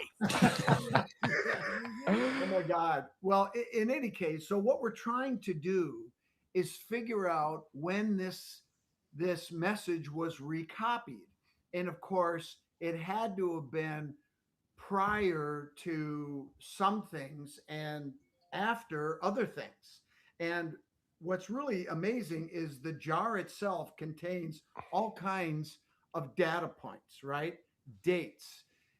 It had to have been after this, and it had to have been after that, and all that kind of stuff. So what we're trying to do is establish what the facts are. Now, I'm not going to go down this rabbit hole too far, but I want to just give you a sense of what we're doing. So this right here. The mic, people are asking for your mic to be turned up, Scott. Oh, okay. If we could, or get a little closer to it, we can. I'll get closer because you're hard to hear. Okay. And people want to hear you. Well, some people, that's probably a good thing. Okay. So we're going to get good and close. Now, if you look right here, that is the mark of, well, Jan, you tell them this. You know this better than I do. You've been looking into these scarves. So there was an artist back who lived in New York City, and in the 1950s, her name was Vera Newman. And in the 1950s, she and her husband started taking her artwork and making it in silk screening it. Silk screening it onto on- clothing onto- and yeah. onto fabric. And this is one of the first things they did was placemats. So this is her name, her signature, Vera. And then that's her little ladybug symbol that she chose to use. And she said she chose that because it's a happy thing. She wanted to make people happy. Okay. So that became her symbol. But there's also a copyright mark on there. So that helps us date when she would have made this particular one. And because because the scroll is wrapped in this placemat, that means that the scroll had to have been, well, we're trying to establish when this was made because they would have had to have wrapped the scroll in it sometime after that, right? So so that's what we're doing, and we're making progress. But I got to tell you, we have all these other different data points that are very interesting. And I'm going to give you one more thing, George, that is suddenly making us think about all kinds of things. The Cremona document was purchased by Bill Jackson in 1971, but in a notebook that we got from Don, he wrote this at some point. And what it says, The widget from it. Yeah. okay, I'll read it. It says, Read it loud. We still can't hear you very well. I'm just speaking for the okay, comments. what it says It's is just not picking up. Vatican restorationist Luigi Famiglia sold Bill Jackson. It says sold BJ, Bill Jackson, 3 Doc, 1979, 1980, 1981, encrypted anagrams per Dr. Arthur Elkind, MTV, that's Mount Vernon Hospital, 1982.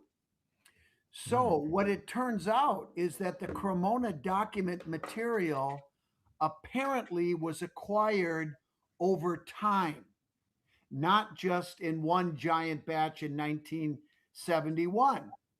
So all of a sudden now we've got some new data, some new documents, specifically encrypted anagrams. And we have several encrypted anagram messages.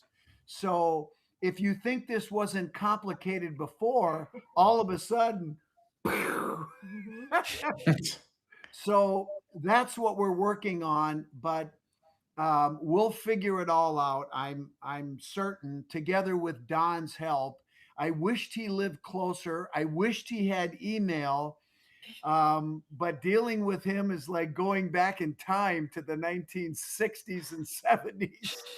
So are you at the conference, Scott and Janet, are you going to be revealing some of the new stuff that you've been working on? You just kind of gave us a sneak peek, but are you going to be talking about? I think so. I think so, because once we get this all now, let me just add this. We and Beckett, this is especially important to you in light of our negotiations with a certain company who shall remain nameless right now. But we are planning, and Janet and I have been making a very comprehensive list of questions for a certain somebody that you know who I'm talking about.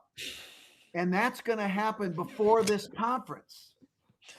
So whatever comes out of that interview is going to impact what we talk about. So I don't know if any of this makes sense. I'm confused myself, but it makes sense. Okay, well, if it makes sense to you guys, good. But anyway, I think it only makes sense to me, though, given that we're speaking anonymously and ambiguously. Excuse me. Speaking cryptically with two other people that don't know what we're talking about. But all I can tell you is it's going to be good.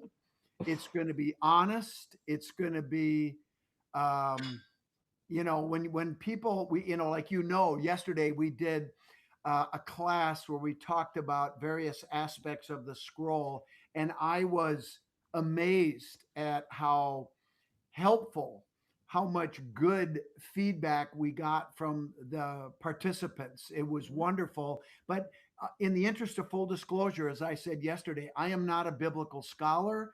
I don't want anyone to think that I'm here, forwarding a message that the scroll might be giving. I don't know. I'm not a biblical scholar. We found it, we decoded it. This is what it says. And that's about it. Now, I'm also welcome to have my own opinions, but know that they are not based on any, high knowledge that I have, Well said. that I don't have. Quick Well, question, Matt- and I don't want this to be a spoiler in case this is a spoiler. But Scott, anyway, nice to meet both of you. First of nice all, to meet you, Matt. You too. Yep. Second of all, the equation that you kind of put out there when you were talking to Randall, have you guys gleaned some more information about that? Does it have anything to do with the fine structure constant? Can you guys comment on any of that? Well, the first comment that I will say, and I'll let Janet chime in too, is that high level mathematics equation is beyond my pay grade. I'll say that first and foremost. But I will say that the fine structure constant is sort of been a recurring theme in people that have weighed in. And I've had a lot of people send me emails and comments, tried to call and weigh in on this, but it that seems to be a consistent theme. Is it right? I don't ask me, but it seems to be what a lot of people are concluding, including Grok and other, AI information. Thank you for that. Has Very AI interesting. been helpful to you, Scott? I mean, you're decoding cryptic things on a regular basis and other challenges it may assist in. Has it been Well, helpful? yes. The answer to that, George, is yes, with certain cautions, because there have been times when I have interacted with AI, like the Kensington Runestone, and what it uses is available references that are accepted, I guess. My work is not considered accepted. So, frankly, anything that I get from AI on the Kensington Runestone is bullshit. Well, I'm not talking about kind of narrative AI. I found it helpful for visual imagery, Right. analysis. And Oh, well, you should. talk to Beckett about that. Oh, has he messed around with it for you? Yeah, I mean, we've done a lot with into this. Yeah. About the equation, when we first kind of pointed that out at Randall's place, when you were recording that, I remember that came up in conversation. I don't know if we've talked about it since then, but the fine structure constant equation that's on the document is one that was written like in the form. It's gone through many, many iterations, and the form of that equation, it's not exact, but it's the most mature of all of them. Like I think the fine structure constant was first written in 1960s. Maybe you can correct me on that, Matt. So what I do know is, because I've done some work with this and some other researchers, I do know that they update the fine structure constant up to like several tens of decimal points every 5 years or so. And I believe the one that you guys have there on the back of that scroll was maybe the one that was updated around 2018 or the one they did just before then, which is interesting because if it was written at the time that you think that it was buried, that means someone had foreknowledge of what that would have been into the future. So I find that very interesting. Yeah. Well, Matt, you know what? While we're on the subject matter, let's talk about that for a sec, because when we did that podcast and the one we did on the Y-Files, which is well over 2 million views right now, which is insane. But what we thought at the time, as far as the data points that we had, led us to believe that it was written and reburied in 1953. We don't think that anymore. We think it's more recent than that, and I don't have a number yet. That is what we are working on right now. I will say this though, I am confident because of things like that little ladybug Vera on the placemat places it at the late, or I should say at the earliest, the early 1960s, but I think it's going to be even later than that, probably into the 70s. And the reason for that is because you might recall, I know George will recall this, that on one of the sheets of paper that we got that ultimately led us to the scroll, there were Theban encrypted messages, but on the back was an invisible message that said, and I'm paraphrasing, Captain Marchand dies, 1973. Location of the scroll lost to the order. Yeah. Now, what I was focusing on at that time when we saw the message, the invisible message, which we found right away because we always check for it, was that it was a false flag, meaning, you know, if somebody got a hold of this document and was looking for the scroll, AKA an agent for the church, let's say, which the order would obviously not be happy about, that it would be a false flag, like, oh, geez, I'm looking for this, but Marchand is dead. So if we want to talk to him, well, he's gone. So we can't talk to him. And what about talking to a member of the, well, I can't talk to the order because they don't know where it is. So to me, I saw that as a false flag that was trying to throw anybody off that might be looking for it. Well, good luck. We don't know. So screw you. Now I'm not sure that that's the case, but so there's two possibilities. One is that message is a false flag that could have been written at any time, let's say in the 1960s. Or if we take it at face value, then it would have to have been written after 1973, which means that that copy of the scroll could have been made at that time, could have been buried at, you know, after 1973. And so the fine structure constant, if that's what that is, let's just go with that for now. Then I think realistically, the working hypothesis is right now that this document was buried where we found it sometime after 1973. Which now, based on just this short conversation that we're having right now, actually fits better with this information that you're telling us. And we don't have a date. All I can say right now is where we're at this moment, and we're still in the middle of figuring all this out, is that it was put in the ground sometime after 1973. And keep in mind, when we unwrapped it and we took that cloth off, that placemat, that Vera placemat, the first thing we encountered was blank paper, and then that small piece of paper with that formula on it. Everything else was inside of that. So obviously they rolled the 3 pages, 6 sides, encrypted material on both sides. That was all bound together. Then that formula page, which was smaller, a lot smaller, was wrapped around that, and then blank pages around that, and then the napkin. So you could make the argument, and it's quite possible that the messages, the scroll portion, was done at an earlier time, and before they put it in the ground, maybe the same day possibly, they wrote out that formula, the message in Italian, and then wrapped it and buried it. You follow me? Absolutely fascinating.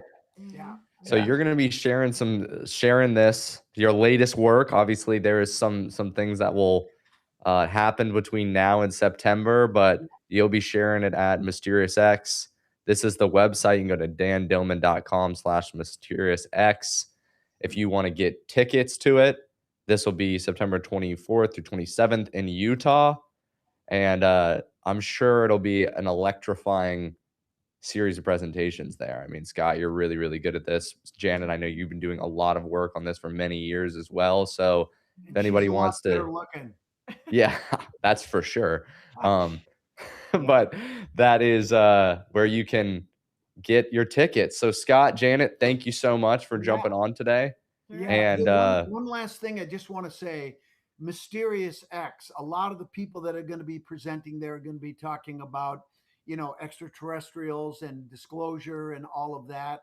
And I just want to remind people, you know, we've been talking about this Yeshua scroll, this first person message from a person that's very famous, obviously, after his death. But I want people to know that one of the things he says in the message is, I not entirely human. And so Mysterious X, you're probably wondering, what does this have to do with that other subject matter that everybody else is going to be talking about? That's part of what's we'll be talking about. It's all coming together. It is. It all connects, right? Fascinating. Yeah. Okay. Yeah. Well, guys, we're going to get back to work. It's great to see you, George. It's nice to meet you, Matt. Matt, will you be at the conference? I'm going to try and get there. All right. Well, get your butt there, and then we'll have a beer and we'll hash it all out, and then we'll make fun of George while we're doing it. Please. I can't wait. I do look forward to it. All right. Okay, guys. Good. Thank you. Thanks for going and joining the Titan Network too, Scott. Oh, yeah. Yeah. Of course. Wait, you're doing that? No, George is just I'm a part of it with Beckett. I just hadn't talked to you. Okay. Yeah, I hadn't talked to you like since you're on the website and all that kind of stuff. Just I know. We're teamed up. Okay, man. I love it. I love it too. Okay, guys. Bye. Cheers. And, I'm gonna hop off, Beckett. I got to get going. This was all right. This was so much fun. I'll watch the rest of it later. See you, Matt. Thanks. Cheers. See you, Matt. Bye. Thanks, everybody. Now we've got Dan Richards backstage. Or maybe hanging out in the comments too. He has, man. Yeah. Are you ready, Dan's Dan? a real guy. We're gonna let you in. Regular Joe. Just like there he is. Hey, how we doing? Howdy. Hello. No, I'm not Howdy. That's the little puppet from George's dad was a kid. Yeah, and the guy I was with last night is named Howdy. Howdy Doody. Yeah. How you guys doing? Good, man. Are you still in Austin? I am. I'm in Austin till the 31st. I'm down here. I'm hanging out with Kurt Metzger tonight and Joe Rogan tomorrow, and went drinking every night so far because it's fucking Austin. They have 6th Street, so yeah, it's awesome. Life of Dan.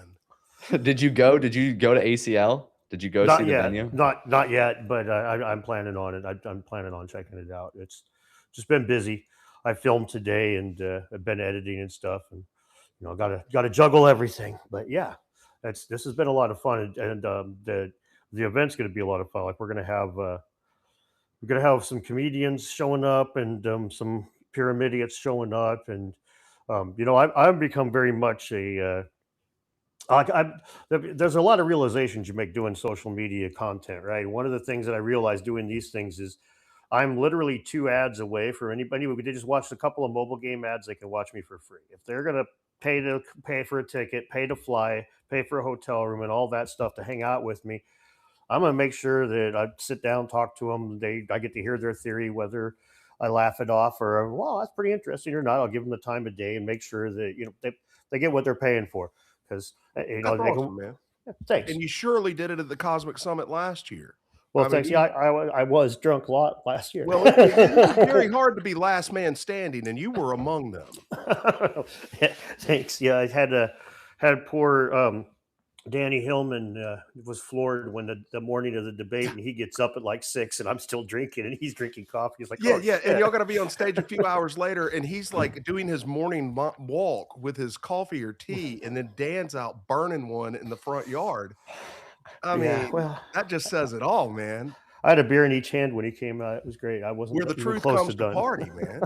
Yeah, I mean, we're having a good time with this stuff. The research isn't happening at these events, but when we're doing this event, I'm not going to be doing research. That's going to have already happened. Now it's time to dispense information and exchange information. And be part of a community, right? You hang out with people and stuff. So That's yeah, cool it's a as lot of hell, fun. man. It helped me out. The conference isn't until October. It's in October Austin. October 16th through 18th in Austin at ACO Live, the place where they film Austin City Limits. Austin City Limits. And but what? Why are you in Austin now? Oh, just down here to knock doors and basically just talk to people And about hang what's out with going Joe on. fucking Yeah. Rogan.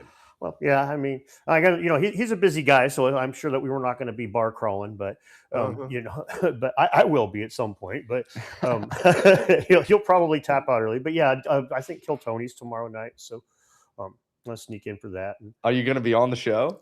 Oh, I don't think I'm going to have to.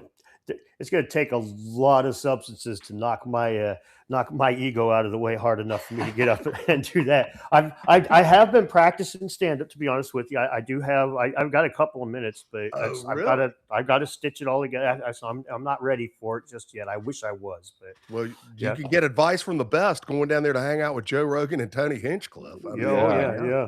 When And I Kurt went down there with Metzger too. Brandon, He's we a went- comedian. He's a funny Dude, guy. Kurt And who Metzger's is? hilarious. Kurt Metzger, he's yeah. he's Derp with Kerp and half of the Mystery Boys. Yeah, that's a real fun guy. He's hilarious, man. He's not just funny. He's very pyramided, very much a conspiracy guy. Like he had this short video come up not too long ago on Instagram where he's just going off. He's like, if you've forgotten about that island, you fucking deserve everything you get. And I'm just like, chef's kiss, brother. Yeah. I mean, come on, you can't argue with that. But yeah, so Kurt's not just a comedian, but he's one of us in those regards. He'll contemplate a bunch of different random stuff. Big as time. well, Duncan. Yeah.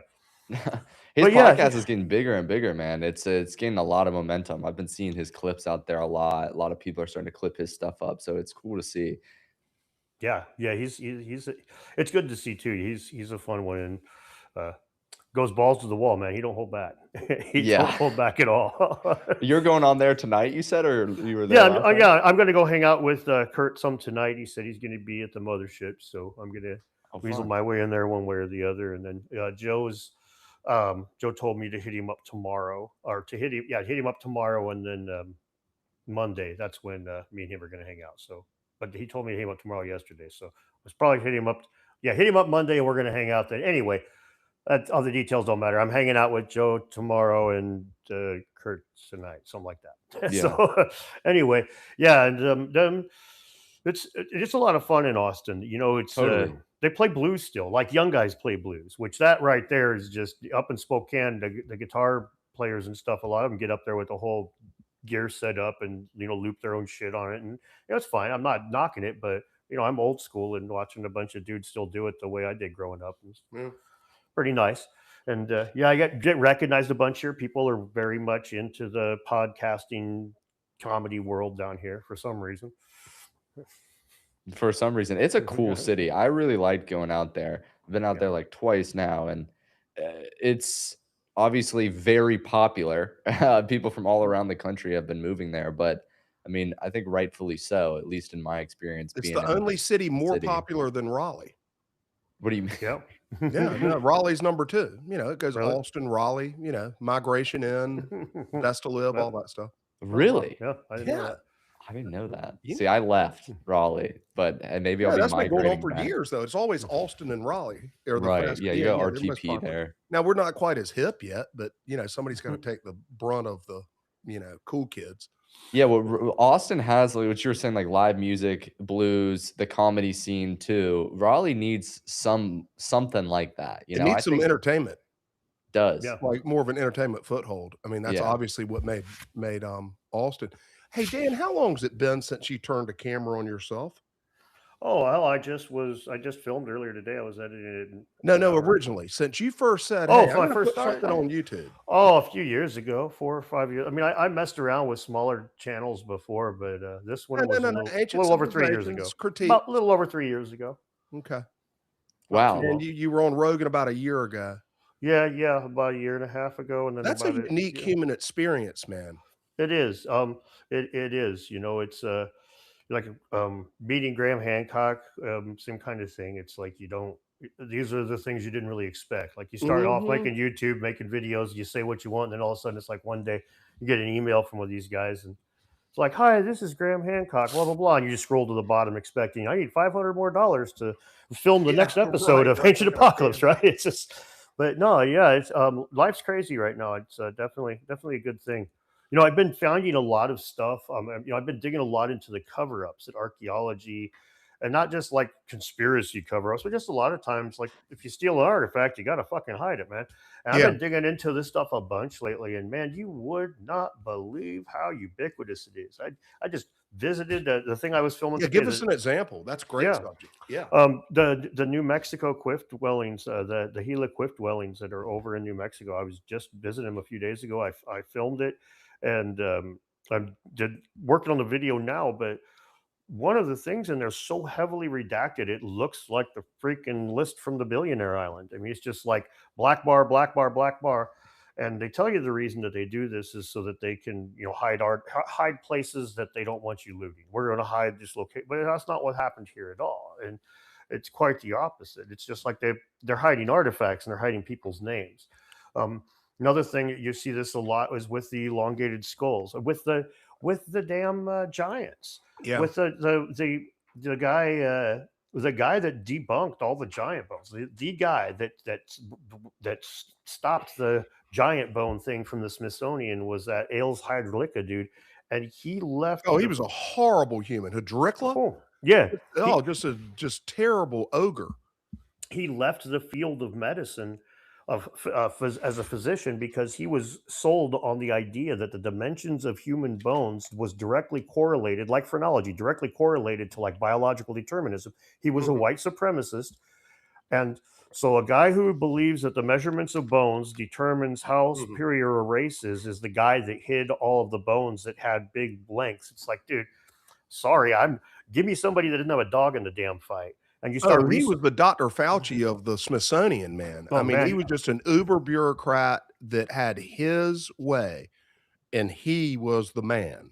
Oh, absolutely. He was the science. I mean, he ruined numerous careers, countless careers, even Wikipedia. Set a template for him for American academic understanding that can't be shaken. Most of these people don't even know that they're working a book that he came up with. Yep. It is shameful. Hydricla. It's HRD. If people want to look that cat up. HDRILCKA. Yeah. And yeah, he was the head of the Smithsonian's anthropology department. He looted tons of skeletons, tons of bones. And again, it's like, you know, and he suppressed the Clovis story. He tried to kill it in its crib.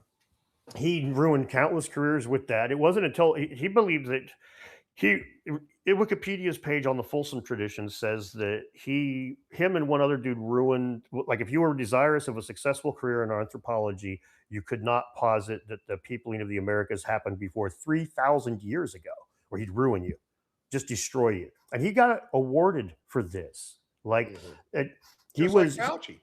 Just like Fauci. And in this case, this guy he's pushing hard for this biological determinism and the measurements of bones, and that's why he's collecting all of these things. So then when he turns around and says, oh no, these bones measurements aren't the way they say it is, it's always with Native Americans. And it's like, okay, dude, I mean, at that point, we got people that came before him that took these measurements that were like good at their job and that were not pieces of human shit. And it doesn't really matter because, I mean, I sat there and butted heads with an archaeologist for a few days over it, and he's literally defending a racist. He's literally defending this guy's work. And it's like, you know, this guy is in this. This is like defending freaking Nazi versions of archaeology. It's like, you know that they tainted the shit for a reason. How could you possibly defend it? Well, keep up the criticism and reveals on that stuff because people don't know, because they come after us for these crazy concocted racial biases or whatnot. And actually, no, it's your side that's rooted in a white supremacist. I tell them all the time, you guys can call me the racist all you want. My job doesn't have literal skeletons in the closet. I go to where I work, and there's not a whole box full of shit that's against the law for me to still have. How long's NAGPRA been a thing? 36 years, and you still don't fucking. John Hoops is a great example. Kansas University still behind on NAGPRA. He's just like retiring right now, and he spends all day on Twitter. He spends all day on Wikipedia, and he's in the Oh, yeah. anthropology department. He could very easily go and help repatriate those bones, but he's going to be busy calling Graham Hancock a racist instead. That's how you fight racism, is you just ignore what you do. It's And like gatekeeping on Wikipedia. I mean, you can't get a thing past that guy. I mean, oh, come on. One of the guys, it's driving me nuts because I know his name and I feel so bad because he's a friend of mine. Mark from Australia. He's yes, Mark, thank you. Mark's a homie, and they booted him off the Younger Dryas Impact Hypothesis page. He's a fucking scientist that works with the Comet Research Group, but he's banned from commenting on the work he does. Does that happen with global warming? You go to that page and there's no climate scientists on there? Fuck you. Sorry, that stuff it's infuriating. It's like, man, it is infuriating. I love science. Like I use Carl Sagan clips in my videos fairly often. I quote the shit out of him. I love science and the way that these guys just sodomize it, and in the name of making soft sciences look good. It's like, oh yeah, this archaeology. If you question archaeology, you're the same as a flat earther. And it's like, you really think that we can't tell the difference between actually denying evidence that we could see, or like arguing with people who claim to have done something? I dug up this bone in this yard, and here it is, and I've redacted this part, so you can't tell all of it. But here, and this is questioning. That's the same as questioning fucking what a telescope sees when it looks at Mars. Fuck you guys. This is ridiculous. Absolutely ridiculous. It's not a quantitative hard science. It's an interpretation science. That's right. Exactly. You can take all the hard data. You can parse and discuss how that was, but generally speaking, it's accurate. The interpretation of it should be subject to criticism. Absolutely. But the thing is, the more you know you're not a scientist, but you know your LARPing is one, the more you have to not allow anything to question, because the second they put a chink in that armor, you're fucking done. So in gaming circles, they call it a glass cannon. You've got all the firepower in the world. You shoot something and they're fucked, but all they got to do is go clink and you're toast because you're made of glass.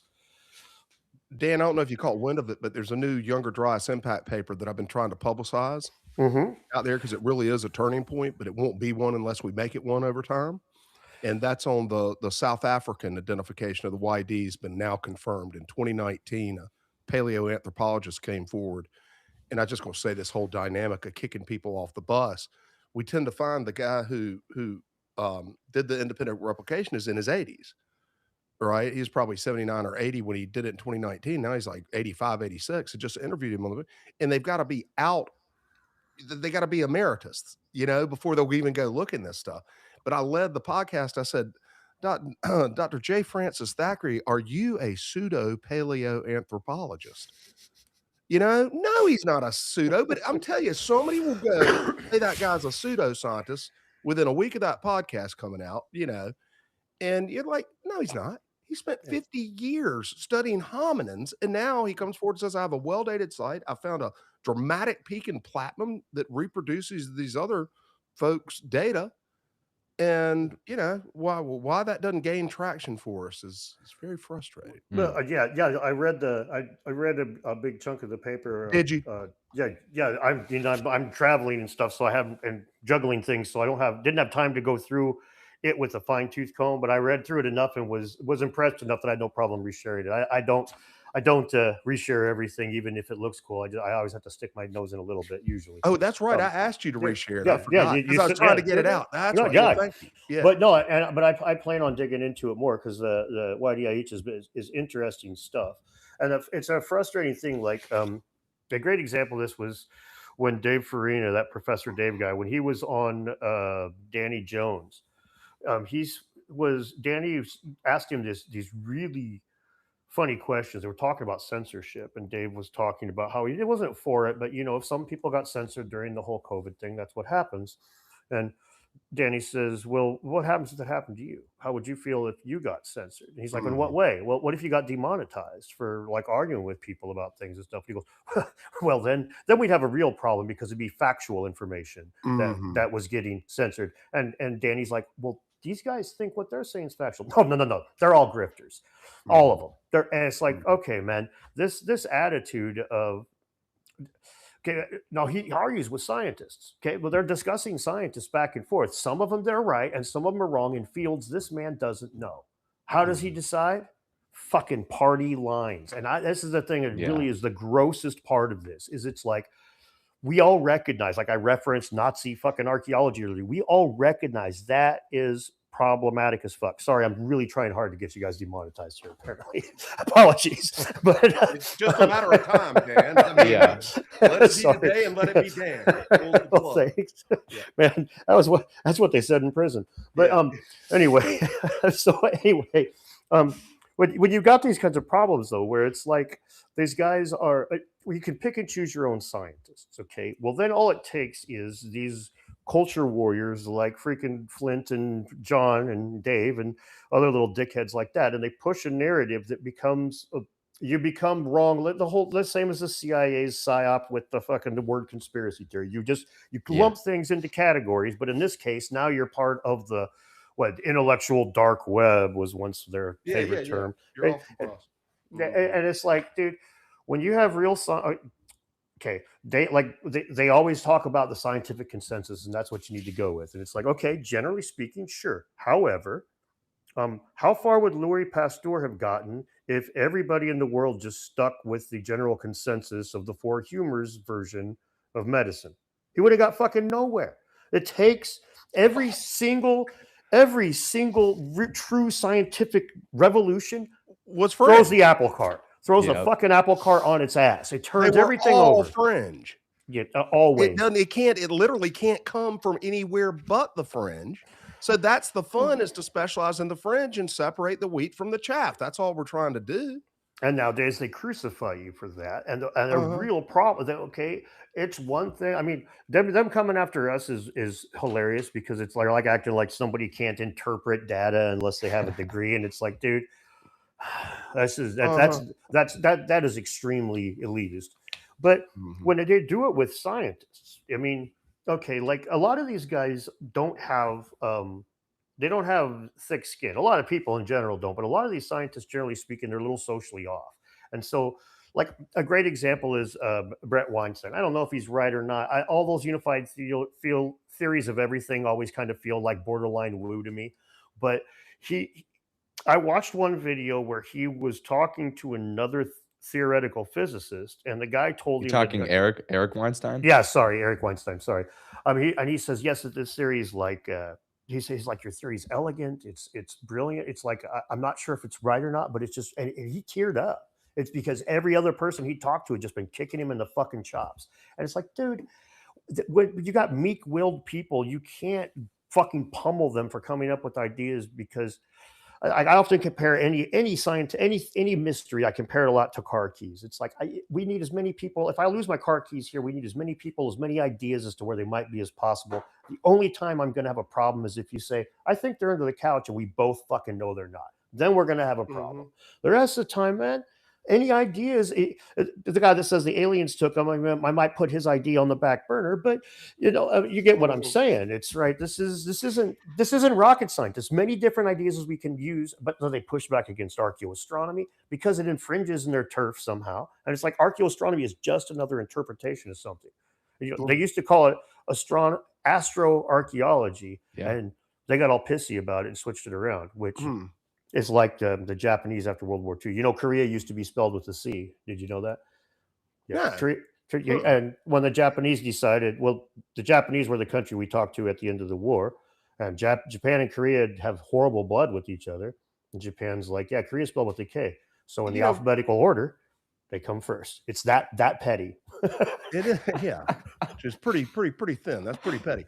Take that segue. Dan, it's a little interesting segue, this thing that I've been involved in with Filippo Biondi, because not only does the mainstream reject certain things like a virus, but it actually or doesn't assist in finding the keys, to use your analogy. Then somebody pops up with a new technology, and I think I know where you are on it. I don't know whether it works or not, but I'm sure as hell not going to rule it out because the guy just walked in with a new tool. Yeah, exactly. I mean, where are you going to get? How can we get anywhere if you consider that to be too fringe? It's really what he found. If he would have used that same technology and said, oh, I looked in Sage Wall in Montana, and after that ridge goes underground, it starts waving and is clearly not a wall. There would have been all those guys would have been touting his technology as the best new fucking thing. Why is that? Why would that one? Because it's party life. Because he went and said there's all this goofy shit in Egypt. He went and said there's all this Edgar Casey, freaking Graham Hancock, Dan Richards goofy shit in fucking Egypt. So, but people who generally should know better in the alternative community kind of threw shade on him too. Well, yeah. Yeah. I mean, but what explains that? Well, that's one of the things I actually struggle with it a little bit myself. It's when you've got a theory, you get a pet theory and you want to keep it, you want to protect it. And a lot of different ideas in here come in and they disagree with each other. But, I like to bring up a few examples. Like probably the best one is a guy named Carl Christian Raffin, and he was the anthropologist that discovered that the Norse beat Columbus to the Americas. Mm-hmm. And he eventually found it in scrolls. But where he started, like step one, was he was so fucking racist that when he saw a glyph, he's like, man, those Indians, I know they can make arrowheads and shit, but I don't think they could actually scratch a design in a rock. They're pretty dumb. This must have come from some white dudes. I bet it was the Norse. I was fucking pissing up a rope with his ideas, but he did honest research. And by doing honest research, he added to our scientific knowledge. Think about chemistry. The vast majority of tests fail, but it doesn't fail with our knowledge. We learn what happens when you mix these two chemicals together. Even if we're trying to make this and we fail, failure advances our knowledge. Hermeticism was attacked, like the whole idea, not hermeticism, excuse me. What's that? The holistic water thing, what they used to have, where you like one drop of water, you could keep. Oh my God. Yeah. You know what I'm talking about. It's named after a dude. Homeopathy. Thank you. Homeopathy. The debunking of homeopathy was what created the double-blind test. Okay, they were like, how can we test homeopathy? And they thought of ways to do it, and they came up with one guy puts the water in the bottles and labels them with X's and O's. Somebody else hands these all out. Only one guy knows what the things are, and he has nothing to do with collecting the end data. Everybody didn't know what was happening in the test. It was the first time that was done. Science and we all know that the Edgar Casey Foundation financed the first carbon dating expedition. Science and pseudoscience have held hands, especially in archaeology, have held hands and advanced for a very fucking long time. It's only in this area of social media, total polarization, my way or the highway, where everybody fights in the streets every fucking election because we give them an inch, they'll take a mile. That's a brilliant idea for a democratic system. Then we can't have anything anymore. This in areas like archaeology where there is no hard tests. Like it's one thing in computer science when you can't argue with advancement. But in archaeology, like I say all the time, man, if you give two archaeologists that believe in Harry Potter, they'll peer review papers about Hogwarts and the Circle Joker until the fucking end of days. This is as scientific as a Dungeons and Dragons campaign. It's fucking bullshit.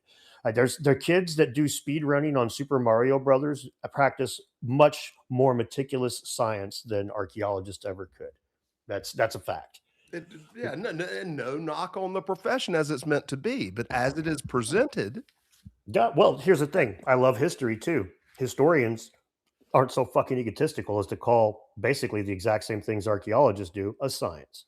Yeah. They take the same data. They come, okay, I have no carbon dating science, dendrochronology science. Yeah. What you put together with the end of it and say, well, I think these people came here across.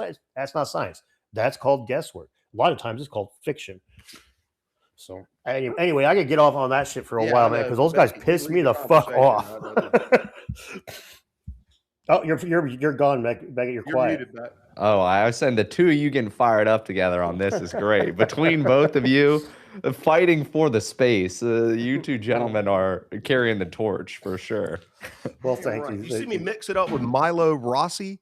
I did. I did. Yeah, I felt good about those clips. Yeah, I did. I watched the one where he's like basically admitting that he doesn't have a problem with the SAR method, and I'm just like, oh, dude.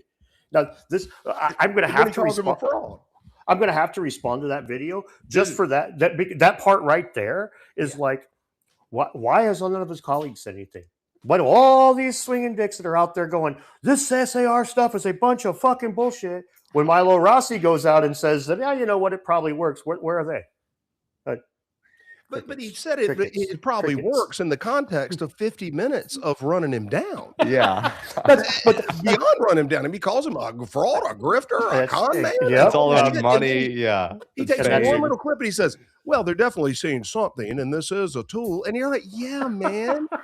And it's how you interpret it. And you don't, it's funny, they hold them to, you can't interpret it. You have to know. Well, hell, normally they're going with interpretations. But if I may, just because I'm close to this Biondi thing and just went and saw him in Italy, and there's a commercial delegation now in Italy, and I've been following the commercialization thing. I just want people to, it looks good. I'm telling you, this guy, in my humble opinion, is right, and I'm keeping up with it. And he's actually, I'll tell you something exciting. He's got 100 times more computing power than he's ever had this week alone. Nice. So see, I'm not sold on the findings, but I don't think that there's a grift going on. I think it's, like I said, I covered it in a video over a year ago. I honestly think that he's trying to advertise the tech. Now, I don't know. You're using AI, okay? It's using AI, so like I think that we're probably going to have issues because AI is still fucking wonky. It's going to be a long time before I'm going to be diddling no sex bot, but or letting the fucking Waymo drive me around instead of a human being, drunk or not. Okay, this is the real big thing. The synthetic aperture radar in the 70s was fucking analog. They had analog images. There's blobs. You look at pictures of tanks that they'll be like, oh, here's a blob and here's a Soviet tank. Here's a blob and here's a Soviet plane. This is what they told the military. These blobs probably correlate to these things. Then by the mid 2000s, they got way better computers that were doing it, right? And all of a sudden they started getting much more fidelity. And now it's down to like 2 centimeters from space. And so then at that point, hypothetically, it does make sense that you could read small variations on the topsoil, the topography, right? So this isn't insane. This seems very much just like the next step of the technology. The thing is to jumping the gun. This is one of the funniest things about this stuff. And I get it because content creation encourages it, but jumping the gun. I said it when I covered these artifacts not too long ago that I'm pretty skeptical of a lot of aspects of them. But here's the thing. If I'm going to properly evaluate something, whether I believe it or not when I walk into it, doesn't really fucking matter. As a matter of fact, the whole point of the scientific method, the reason we have replicability is to remove that from it. You're not supposed to have individual opinions weighing in. So if you want to do it the best you can, you should probably just evaluate the data and let your own opinions be damned. I know that's hard to do. But you know what? If I go spit in somebody's face tonight at the bar, he's going to punch me. But if I spit in the face of a cop, I expect him not to punch me. And if you can't do that, don't be a fucking cop. And if you can't keep your ego out of your science, don't be a fucking scientist. Good take, Nan. Well said. Well, I appreciate that. Make sure to come to the event in Austin if you can, guys. It's going to be great. We're getting more names on there as we speak, but there's definitely going to be some comedy going, and that part's going to be hilarious. Yeah, that's epic. So you can go to quest4ancients.com. It's the number 4. We have it linked in the chat too. You got Randall, Billy, Dan, David Hatcher Childress, Hugh Newman, JJ Ainsworth. Oh, I like this. Ancient Aliens meets Ancient Civilizations. That's new. Yeah, that is cool. That's good stuff. Yeah, and a lot of these guys are a lot of fun, man. I mean, if you ever listen to Randall Carlson or David Childress or Billy Carson talk, then those guys are so passionate about the data that you just. But I remember at the after party at Cosmic Summit last year when everybody else. Oh, that's what I'm saying. Everybody else was drunk and walking around stumbling and shit, but Randall Carlson had a laptop, 3 other people. Oh yeah, I remember that. Court.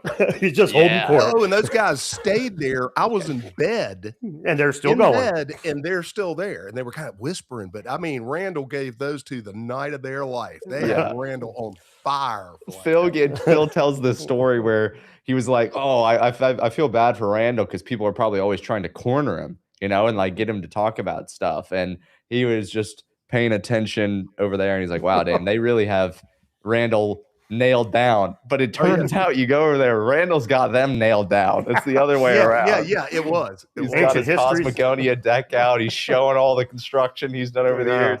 He's so passionate about it. It's awesome. Oh, dude, I love talking to Randall. He's in Sedona. Me and him shared an Airbnb and would have breakfast together for a couple days in a row, and that was some very fun conversations over breakfast. Oh yeah, I bet. We got to get you in. Did you see he just launched his university or the online school? Oh yes, I did. Yeah, I've been, like I said, I've been traveling and getting ready to travel, so I haven't dipped too heavy into it. But yeah, I saw the post about it. I was like, Yahoo! That's awesome. We got to get you in there, man. I think people would want to hear from you if you're interested in it. Yeah, but, absolutely. I'd love to. All right. We've been on for 2 hours, so you're done. Yeah, and I've been on for 20-30 minutes now, so yeah, I get it. We're good. I think we're good. Hey, it's always a good 20-30 minutes or a good 2 hours or a good 45 fucking seconds, man. You're awesome. You're my hero. Man, you sound just like my ex-wife. Thank you so much. There's that stand-up comedy work you've been doing. I'm working on it. Yeah, well, thank you. That's what I said about Milo Rossi's. I said, yeah, you're the minute man. I bet you are. Yeah, man. You don't very mini. Minute. Yeah. His name is kind of clever. I mean, if you think about it, because he lives in New England and he started off doing TikTok. So they were originally 1 minute. So it's like Mini Minute Man. That was kind of a neat name. But I looked at his old content and it was very sweet. It was good stuff. It was informative. And then now he's just become this, internet troll. I'll tell you what, troll. He's a YouTube villain now. Yeah. And it was so sad. His last video talking about season 1 of Ancient Apocalypse, he says that he wants to switch to doing more informative content and move away from the vitriol, blah, blah, blah. And then like 3 months later, I was buddies with him. He mentioned me in that video. And 3 months later, his views were, a third of what they were before. And then it was like in 1 week, he just cranked out like 8 shorts that were just all just throwing rocks at people and right back to the old, what made him pop. Well, of course. I mean, you're going to see that, you see this with anyone famous. Look at Robin Williams and cocaine. Motherfucker kicked the shit for 20 years, and then he comes back and watch the Whose Line Is It Anyway appearance that he did in the mid 2000s with Drew Carey and a few of those other. If you remember Whose Line Is It Anyway show, it was like live action skit comedy, and Robin Williams is on there, and he's supposedly been sober for like 15 years. That motherfucker's sober. I get a haircut every week. And he was fucking bouncing off the walls. But I mean, cocaine's what made him a great comedian to begin with. And then you get to a point in your life where you're looking in the mirror going, fuck, man, everybody thinks I'm a great comedian. I'm just an okay comedian. What I really am is a guy, Stevie Ray Vaughan, same thing, man. Really good guitar player, doped out of his gourd. Pretty good guitar player the rest of the time, but he's not going to be on people's t-shirts. He sure the fuck ain't going to be a guitar god unless he's doped up. So vitriol is Milo's cocaine, is what you're saying. But yeah, he probably does cocaine too, looking at the lad. But if I was his age and had that kind of money, I probably would too. He's turned into this like Russell Brand of the mainstream. He's got that same kind of annoying. I mean, I like Russell Brand, but that is one of the funniest fucking. Sorry, that's beautiful. What do you the next time you see a video? He's fucking Russell Brand. He's like picked his AI and turned it on archology. I might lift that, George. I might end up using that in my video. No citation needed. Thank you. That's so good. That's got me tickled pink. Oh. Well, thanks for having me on, guys. Yeah. No, over here, I'll happily have him on here too. Let's talk. Yeah. Yeah, dude. Let's have a conversation. Yeah. Open invite. Okay. The Mini Minute Man. Milo Rossi, bring it on, man. Yeah, me and him used to get along well. It was the whole Flint Dibble thing, man. That before that, I got along with a buttload of archaeologists, but I wasn't allowed to call Flint a liar. I wasn't allowed. He chose the wrong public figure there. And I even told him in a private message. I was like, dude, you don't understand. You don't need these guys. They need you. Like they need your platform. You don't need these guys. They're fucking clowns. Do you have your own research? No, I don't have his personal number. We used to. My first video was a response to him and Milo. It's Stefan Milo and Milo Rossi. And Milo liked my video. Like he promoted it in his next video. Like he mentioned, he's like, I wanted to meet people, and Graham Hancock fans and understand what made him tick. And everybody just accused me of being a shill for big archaeology, except one guy. But my video, like always, I play by their rules. I mean, I'm into science, so it's my rules. It's this is how it's done. But do it right, you fucking dipshit. It's the same like with the jab. It's like, you can tell me that we're doing science, trust the science. It's like, okay, but I know enough about science to know you didn't fucking test this yet, you dumb cunts. I mean, come on. Tell me to trust the science. Well, buddy, I trust science. I don't trust you. So sorry again with the demonetization thing. You obviously haven't been paying attention to what we've been posting on this channel. We've been covering COVID for the last.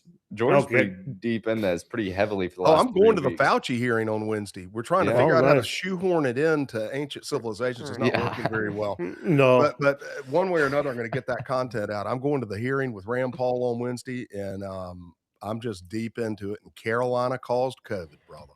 Yeah. Well, I tell you, one of the biggest problems with COVID, like I was saying earlier about political polarization.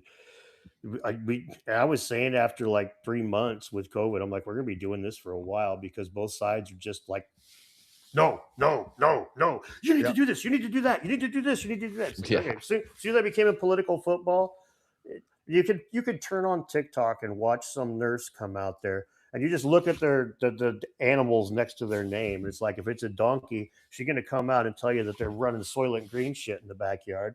If it's an elephant, she's going to come out and say, the hospitals are empty, man. I don't know what the fuck all this is about. And it's like, wow, I can't even trust the boots on the ground medical professionals anymore because they're all chasing the fucking algorithm. Amen. Well, I'm going to call you offline to talk some COVID, man. Yeah, absolutely. I know a lot about it. Yeah, we'll have to do that here.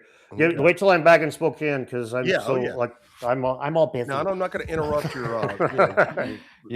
There's beers to be drunk for you and hangovers to be had, Dan. Yeah. Dude, I was talking to some girl the other night. She's way younger than me, but of course. And so we're walking down the street. She said she asked why I was in town, and I said I'm an influencer. And she's like, who the fuck do you influence? Certainly not barbers, I'll tell you what. You could be easily misunderstood in Austin for some of the less housed residents. Oh, dude, I'm in Spokane just as well, dude. That's how I get my parking spots in Spokane. I just hop up and do the fence bench. That makes you, an A-lister up in the Northwest, right? Oh, dude, you always pull a homeless thing. You got to hit the ground and need jump started before they'll even pay attention. They'll be like, all right, go get the Narcan. But see, I've got a plan. I got a thing that I like to do. You know, I like to go up to people that are like smoking their freaking fentanyl under their jacket right in the middle of the street. And I jab them with the Narcan mid-hit. And I know it pisses them off, but here's the thing. It makes two people happy. It makes their dealer happy.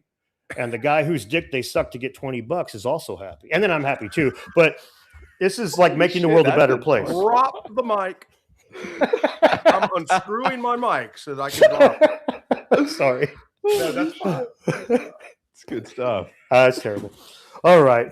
Thanks so much, you guys. Well, I should get off here too. You made my day, brother. Thank you. Right. You did too, man. This is great. This is a great conversation. Thanks, Beckett. Thanks, George. Give Joe best from Beckett and George. Absolutely. Will do. Okay, you guys be well. Thanks. Yeah. Bye. Thanks, Dan. All right.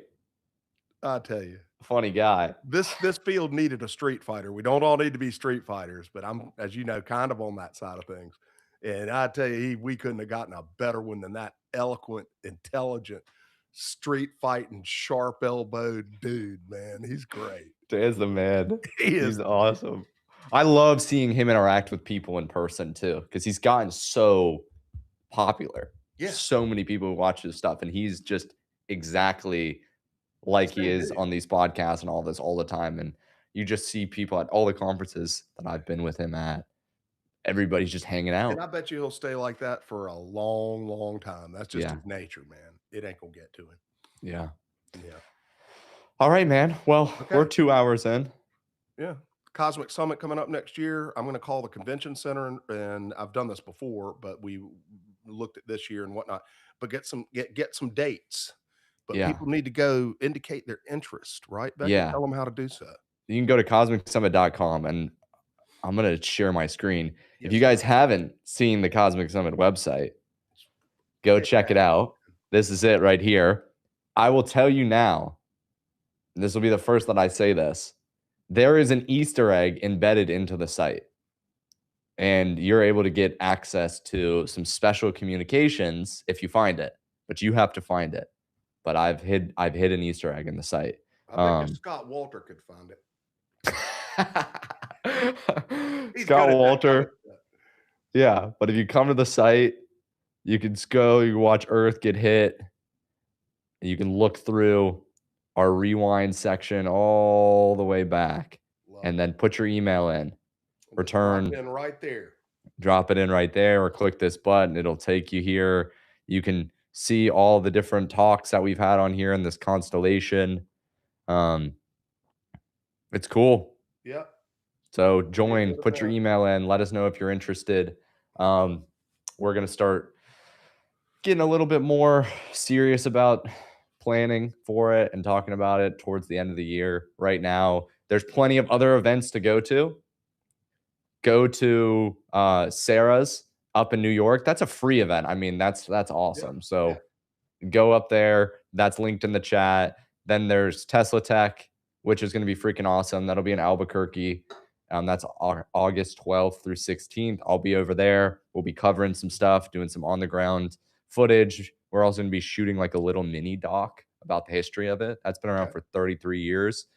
And we've talked to a lot of their speakers so far. So that's an exciting one. TeslaTech2026.com. And then there's Mysterious X, which is Dan Dillman's conference. And that's sort of a new one, or new to our group. We've been doing a lot more UFO stuff since Matt's been around. But I mean, we talked about this years ago. After the first Greensboro conference, George, we talked about doing potentially a UFO show. You remember that? That's right. Oh yeah, I remember. I still think it's a good business idea. Yeah. But as far as, we'll get to it. So we're trying to show you stuff that's in that sphere. That's disclosure. It's ancient civilizations. It's UFO stuff. It's If more. I was a better grifter, I would put on a UFO conference because there's not a good one on the East Coast. Yeah, there's not. I mean, I'm sure they have one in New York. Would be my guess. I mean, there's some things, but a lot of them are state based and whatnot. I don't know. I think it'd be interesting to put one on, but we got our hands full, and we got a subject we love. Yep. Yeah. So you go to Mysterious X. That's linked below. Get your tickets there if you're interested in the disclosure talk.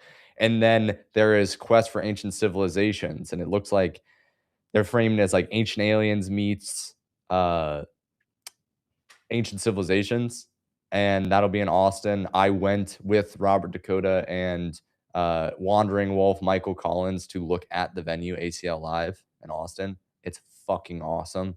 And like, it looks like it's $89 for a ticket right now. That's a really good deal.